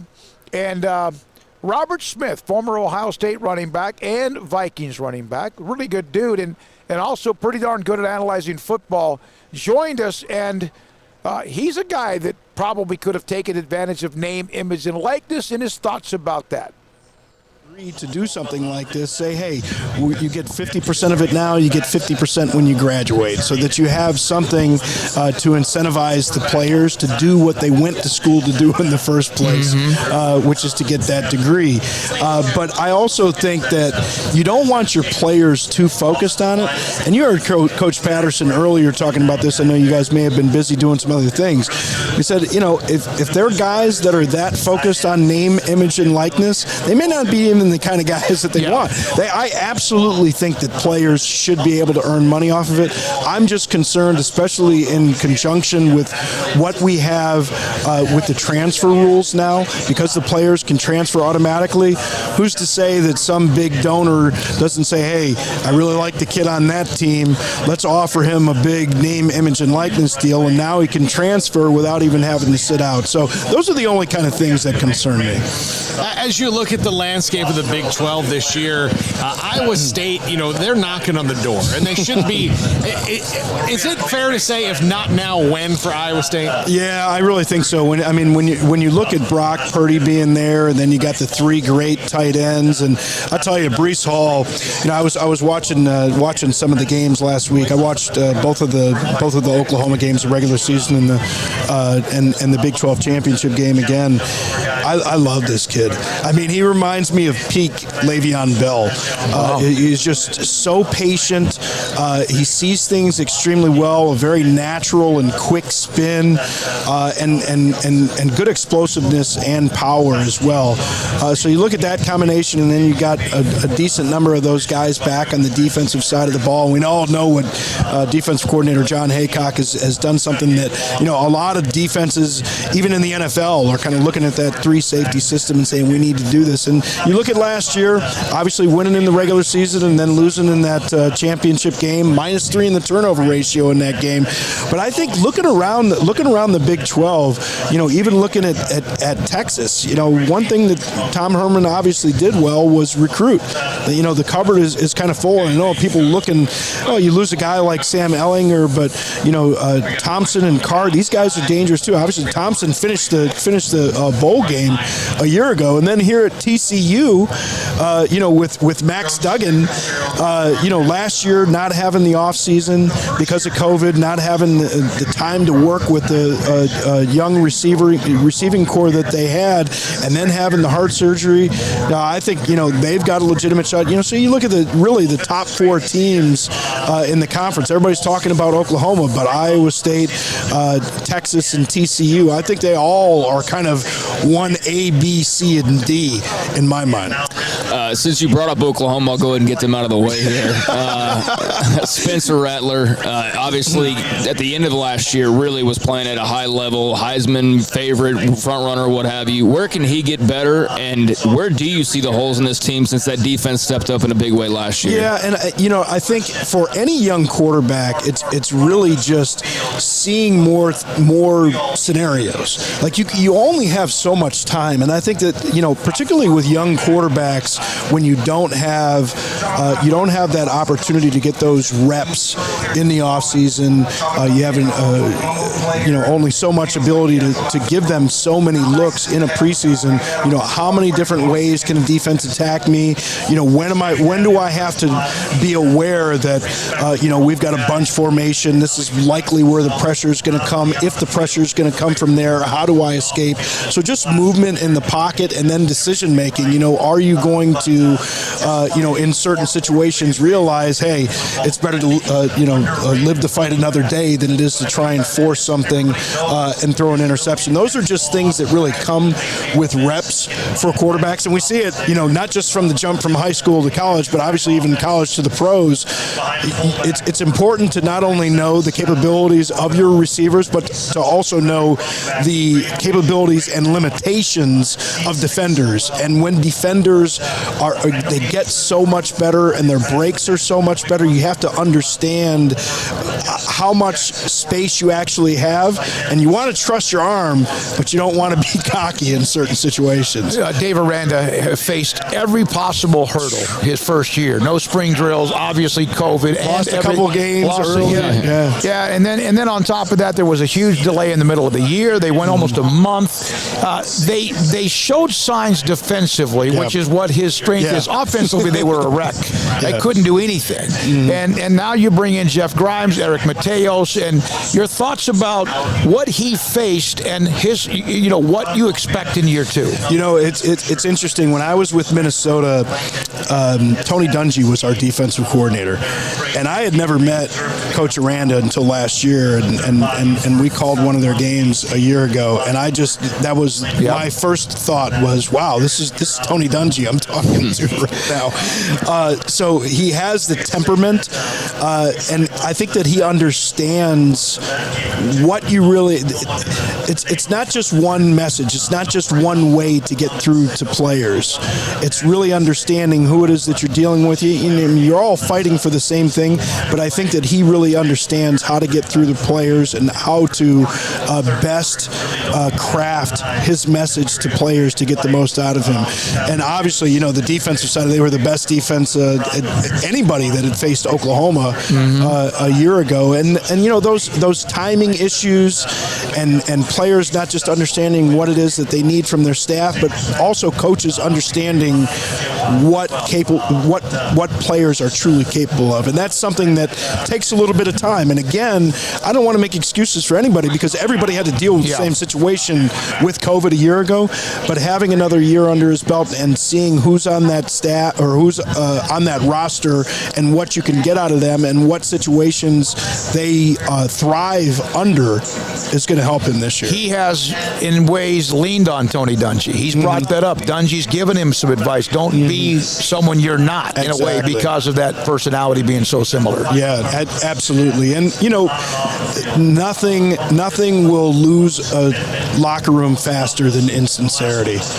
And players see that right away. They know that if the message is genuine or not. That's something that doesn't take any time.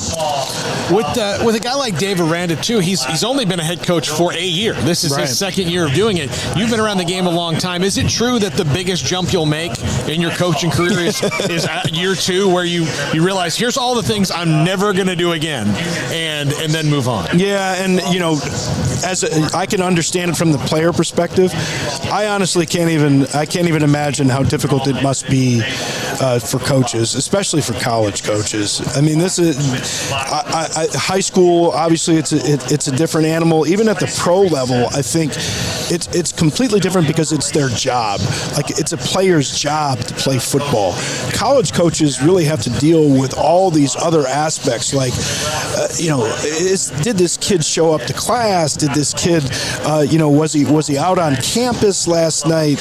Is he having girlfriend issues? And then have to deal with the alumni and all the other media responsibilities that they have. And then, to make sure that they actually understand philosophically what we're trying to do, but actually tactically what we're trying to do. Are they getting these steps right? Is my staff, the staff that I just assembled, where is the breakdown? If something didn't go right on the field, was it a coaching method that one of the assistants had? How did they actually do it that week? How did install work? All of that. I mean, so I don't see how the jump couldn't be big, at least in understanding, how all those pieces fit together. And he's one of those kind of guys. I think he doesn't have an ego that says it's got to be my way or I have all the answers right now. He truly understands that, we're kind of all students for life, right? No matter what it is that we're doing, no matter what our job is, we always try and get better, right?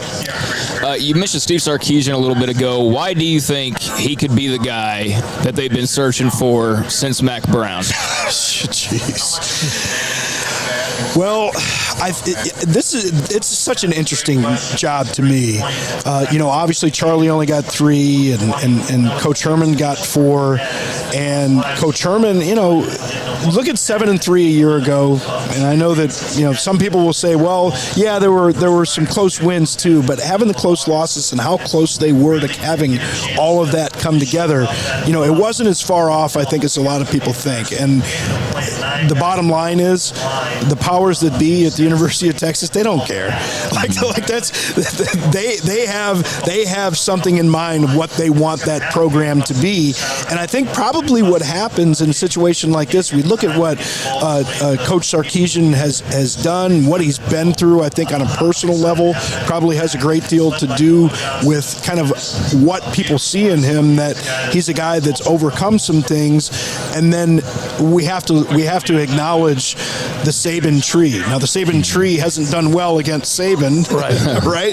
Just like and no one else has either. You know, like we see. You know, nobody. It's like Belichick in the NFL. You know, the tree. They get clipped from that tree, and things just don't quite work out the same way. But I think what probably happened is they looked at Sark. They heard kind of how he developed under Saban, and you look at him and the way that he not just.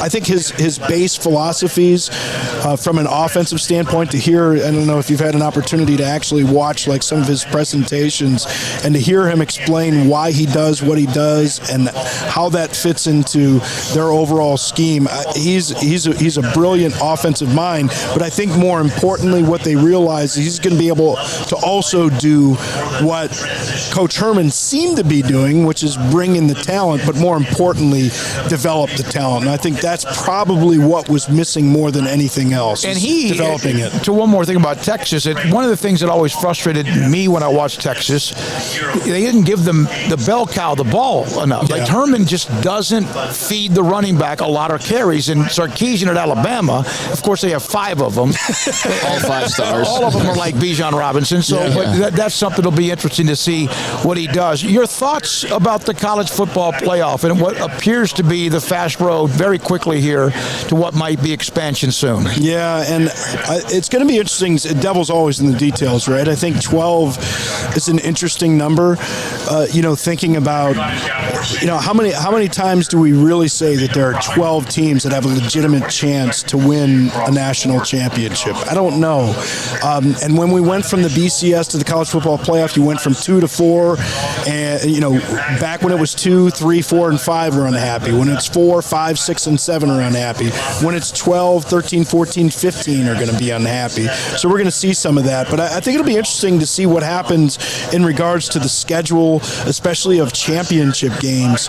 And the fact that you're going to have these conference championship participants and trying to fit that into a much longer schedule. Do some of those get buys? Yes. And again, it's just interesting to me kind of how all these things are going to come out. But I'd like the opportunity for more teams to be involved. I just don't know if 12 is the answer. 8 seemed to make more sense to me, especially to leap, to make that kind of leap. We saw 2 to 4. 4 to 8 seemed to make more sense to me, but they feel that I think they're going to give an opportunity to some of those group of 5 schools that have kind of been left out of the equation.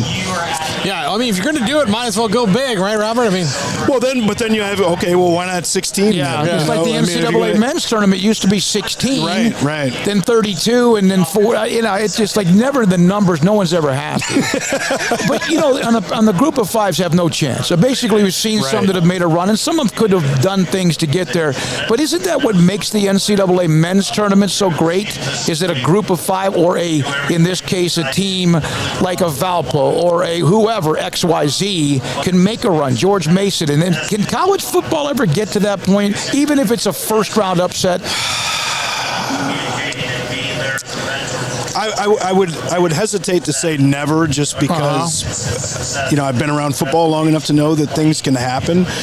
But I think it's going to be much more rare in college football, just because in basketball you got 5 players, 5 starters, and I mean you have 8 or 9 guys that are playing consistently. In the NFL or in football, you've got 11 starters on both sides of the ball, right? Yeah. You've got not just the frontline talent, but the depth of talent that you get at the blue blood schools is so much greater.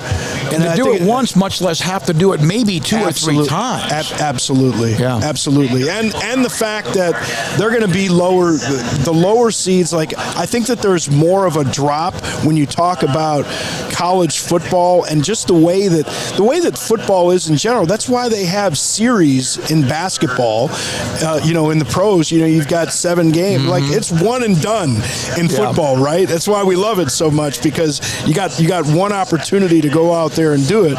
But you have these teams at the top in college, I think, there's so much more of a difference between number 1 and number 12 in college football. Not just from frontline talent, but from a depth standpoint and just the way that the game is played. You're not just going to have 1 or 2 guys that can take over a game in football the way that you do in basketball. So I think it's going to be more rare. Glad to have you back, man. Glad to be back in this environment, This is incredible. Yeah. Thinking back to a year ago when, there was a good chance that we might not even have football, right? And to come driving up today, to see all those cars out there, to see everybody here today, and to be at it again, and having these kind of conversations, man, it's just the best. Thanks, Robert. Appreciate it. Robert Smith, Fox Sports Television on SicEm365 Radio. Travel is back, and so are the savings during the summer savings event at Richard Carr Motors. Get back on the road with the space, safety, and luxury of Buick. Right now, all qualified buyers get 0% financing for 72 months on most 2021 Buick SUVs. Richard Carr is also loaded with premium pre-owned cars and trucks.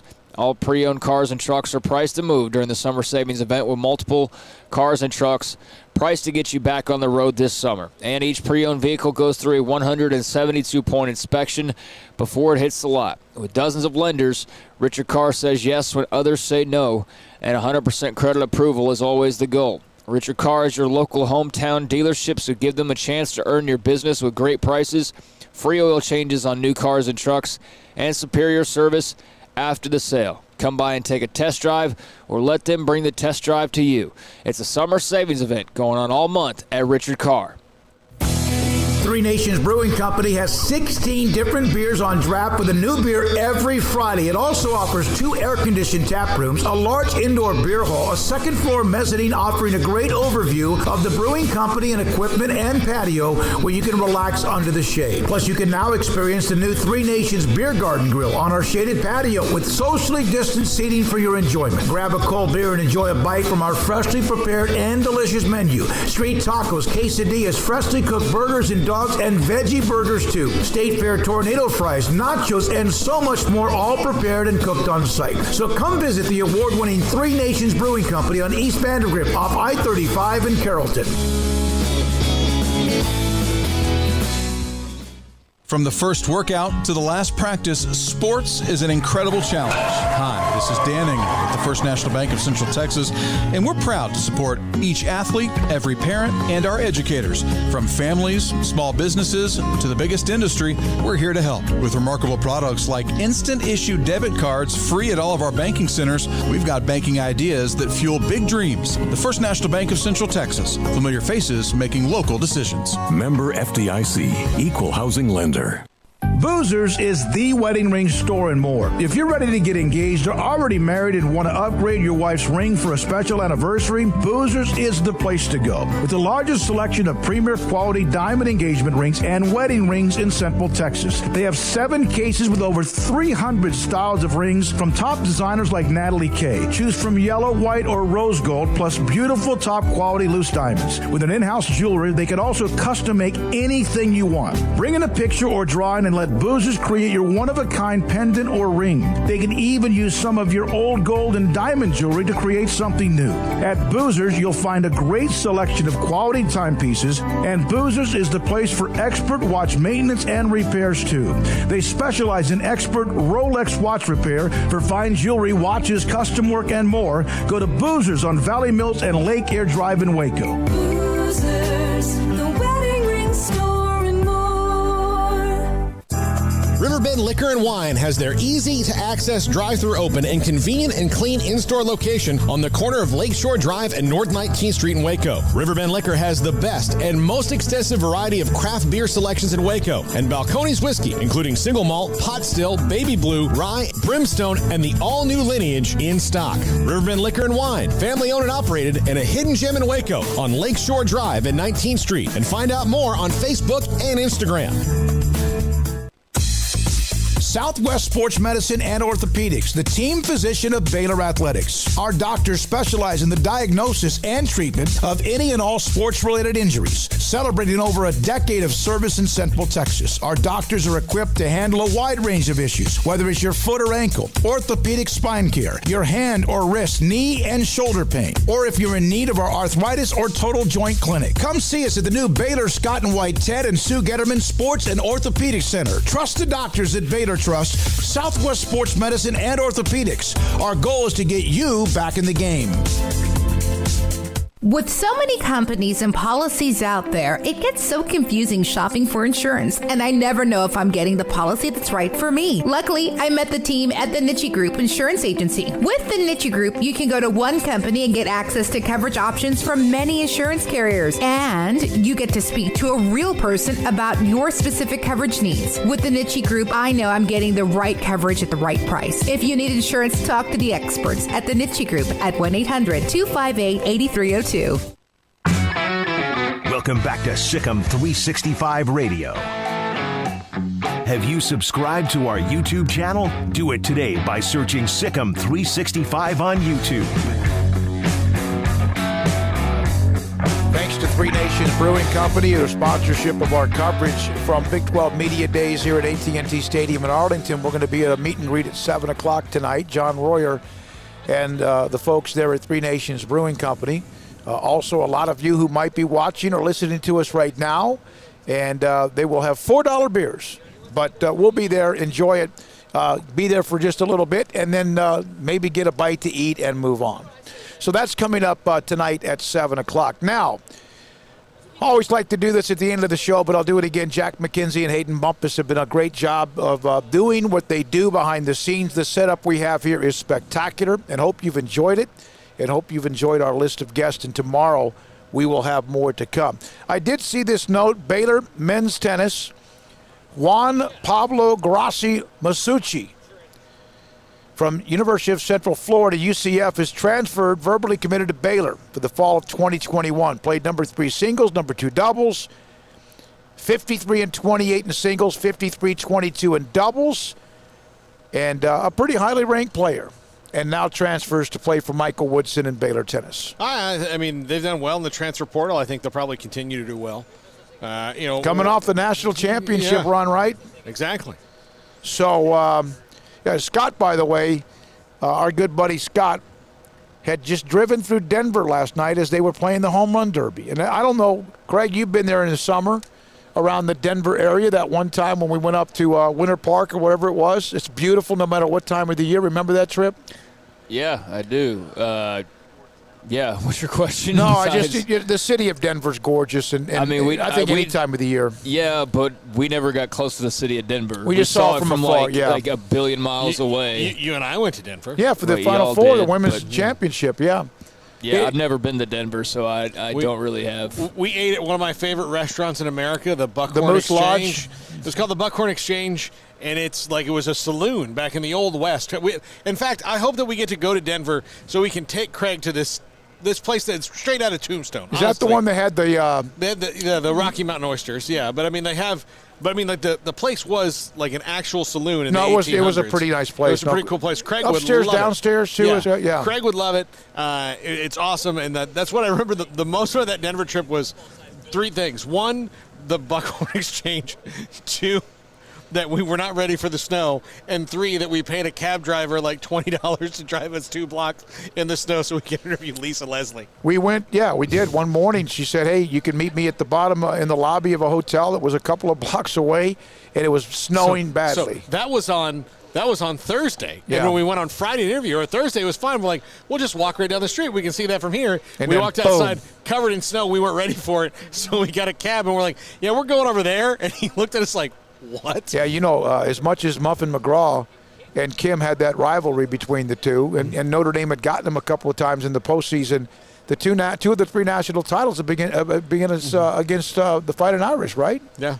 The one in Tampa, and then the one in Denver as well. They didn't think much about that. So, hey, tomorrow Baylor will be here. David Randa, Terrell Bernard, Connor Galvin. Be interesting to pick his brain.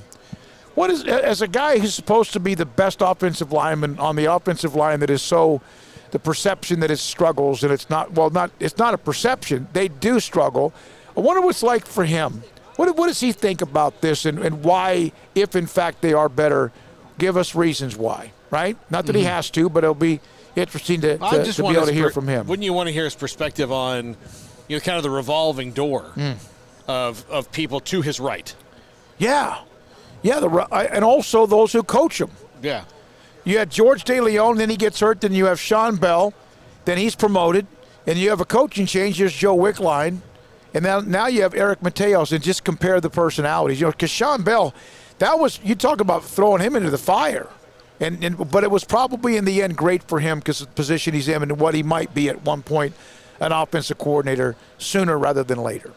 Yeah, I think he most likely will be. And I dug around on that Brent Venables thing with him making $2.5 million now. That would, according to USA Today, if he were a head coach, that would put him right in line with Chris Klieman at Kansas State, who makes $2.5 million and is the 59th highest paid coach in college football is K-State's Chris Klieman out of 130. Do you think it's at least a little ironic that he's getting paid as much as he would to go back to his alma mater? Yeah. No, you're right. I mean, look, Chris Klieman is a really good coach, and Kansas State's not getting rid of him, in my opinion, anytime soon. I think he's going to do really good things there. But it is funny that that might be the number that they have in mind. It's like, okay, what's Kansas State's coach getting? Because that's the head coaching job that he would leave here in a minute for. Yeah, that's his alma mater. That's agent speak right there. Mm-hmm. Yeah, no, that's a good point. And yeah, that 2.5 is what Klieman makes. Others in that sort of vicinity.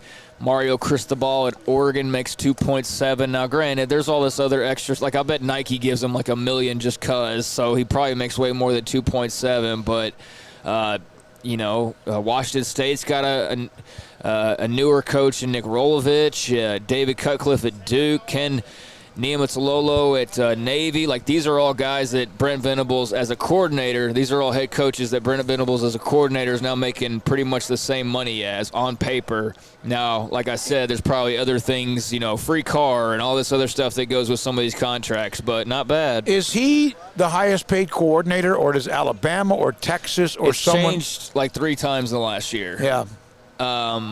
I know that there was somebody because we else. know UT's good at money whipping to get somebody there or keeping them or whatever. I think Mike Elko's getting a good chunk at A&M right now too. Where? A&M, Mike Elko, the DC there. I'm sure Ohio State or I don't know. But we had faster internet, I would answer this by now, but we have not had it all day long. So that's okay. That's fine. Again, thanks to Lincoln Riley. I know we got to do the top 5 here in a second, but to give you a setup, so last week or over the weekend, I sent emails to all 10 sports information, 9 of the 10 athletic communications directors to see, hey, by the way, and some are more available than others, but sent out the ones we set out for today, other than Matt Campbell, and that's something we have gotten. It's not because he said no, it's just that didn't get response from that. But Lincoln Riley comes walking up to do an interview right next to us, and the players are doing their solo, whatever time it's for them, the breakout sessions. And Mike Houck at Oklahoma, I'd sent him an email. He said, hey, let's just see how it works. He's standing there, Lincoln Riley's standing there. He's about to sit down right next to us and do an interview. He had time. So we open up with Lincoln Riley, which is pretty good. And he's got I'm not sure if he had a little pinch between the cheek and gum or something. I'm going to tell you right now, I know this will make Craig mad, but, man, he really looks good in this building on this sideline. Really, he looks good in this building on this sideline. Well, he should. He's in the Big 12 championship game here all the time. He owns this place. What are you talking about? He should. I mean, he looks like one game a year here doesn't seem enough. He was wearing blue. I'm thinking, 8 regular season games, a couple playoff games, some preseason games. It would be more comfortable.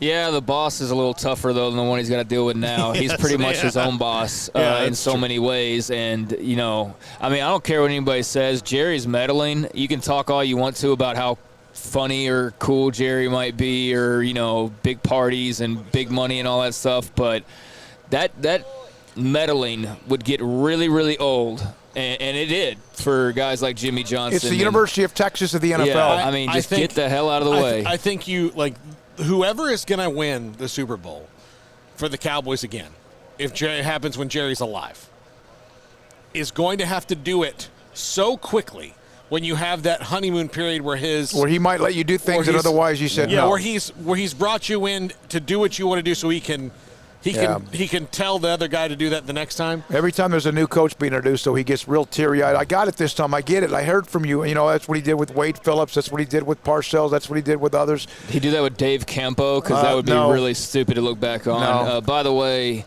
Venables is now the highest paid coach in college football. Assistant coach, yeah. Assistant coach.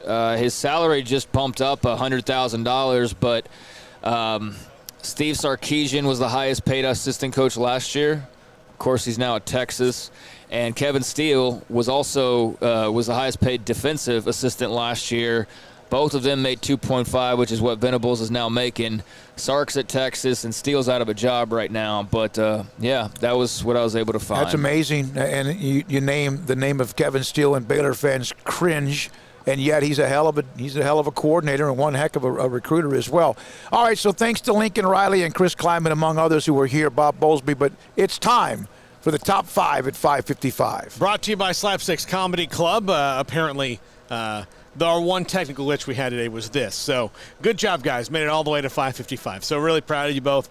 It's like giving up a solo home run in a 0-0 game in the midst of a no-hitter. Or bringing up a no-hitter in the middle of a no-hitter. Yeah, so there you go. There it was, Jack, right there. That was the thing. Brought to you by Slapsticks Comedy Club. Get your tickets now, slapstickscomedy.com. We had great shows opening up last weekend. Again, great stuff going on at Slapsticks. All right, top 5 Big 12 quarterbacks. Number 5, Kansas State's Skylar Thompson. And he comes back off a season of injury. Look, we heard Chris Klieman say that he is going to be in a competition, but I still think he's here. He's the quarterback, and they give their young freshman who had to play at 17 years old a little more time. I think Kansas State's going to probably be okay this year. I think they're looking at, to me, an 8-win season.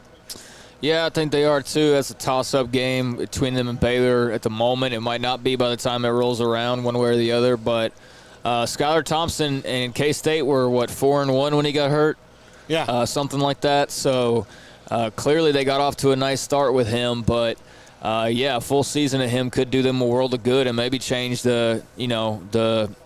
not the trajectory, because I think they're on an somewhat upward trajectory, but he could really skyrocket them upward with a big season. I'll tell you right now, Baylor hopes that they don't have a skyrocketing season, because that's one of the teams that's right there in that little in the scrum. Yeah.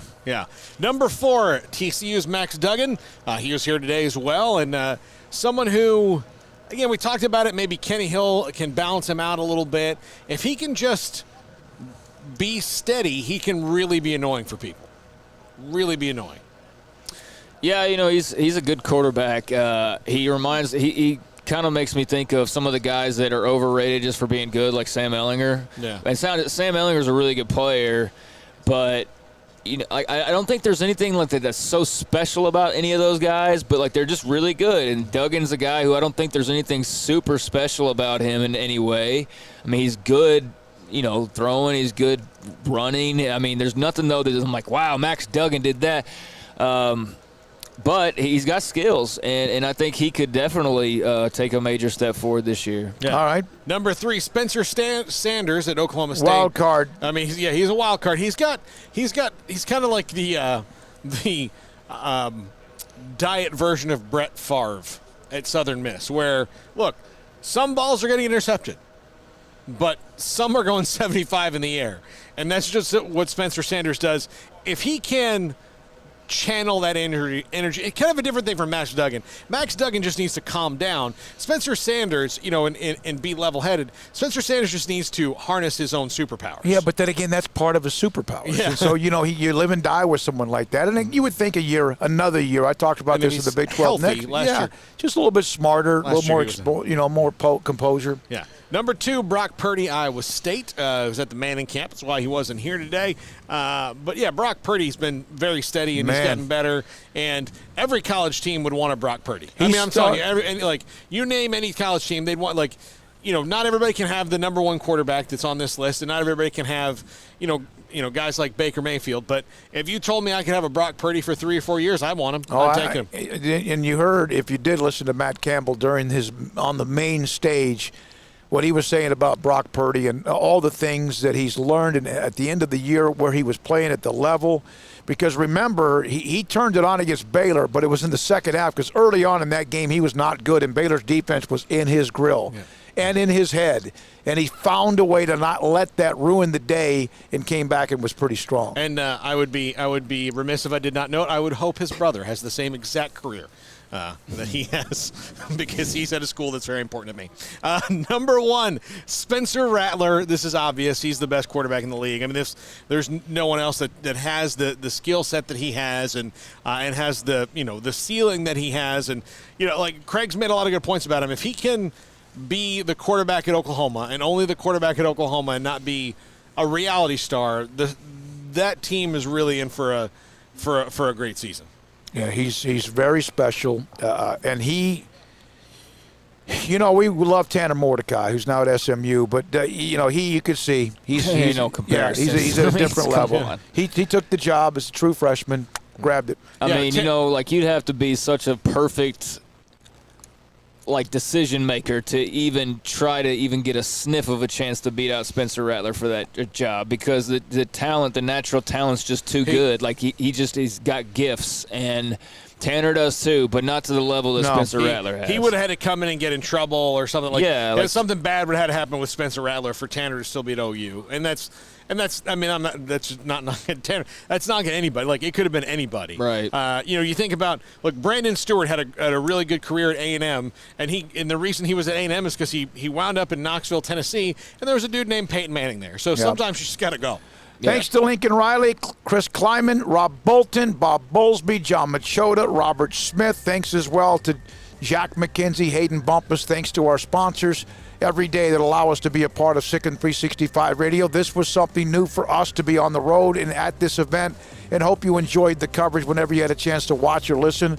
Paul Catalina, Craig Smoak, we're on our way to the meet and greet at Three Nations Beer Brewing Company on I-35 Vandergrift in Carrollton. I'm David Smoak. Good night from AT&T Stadium in Arlington.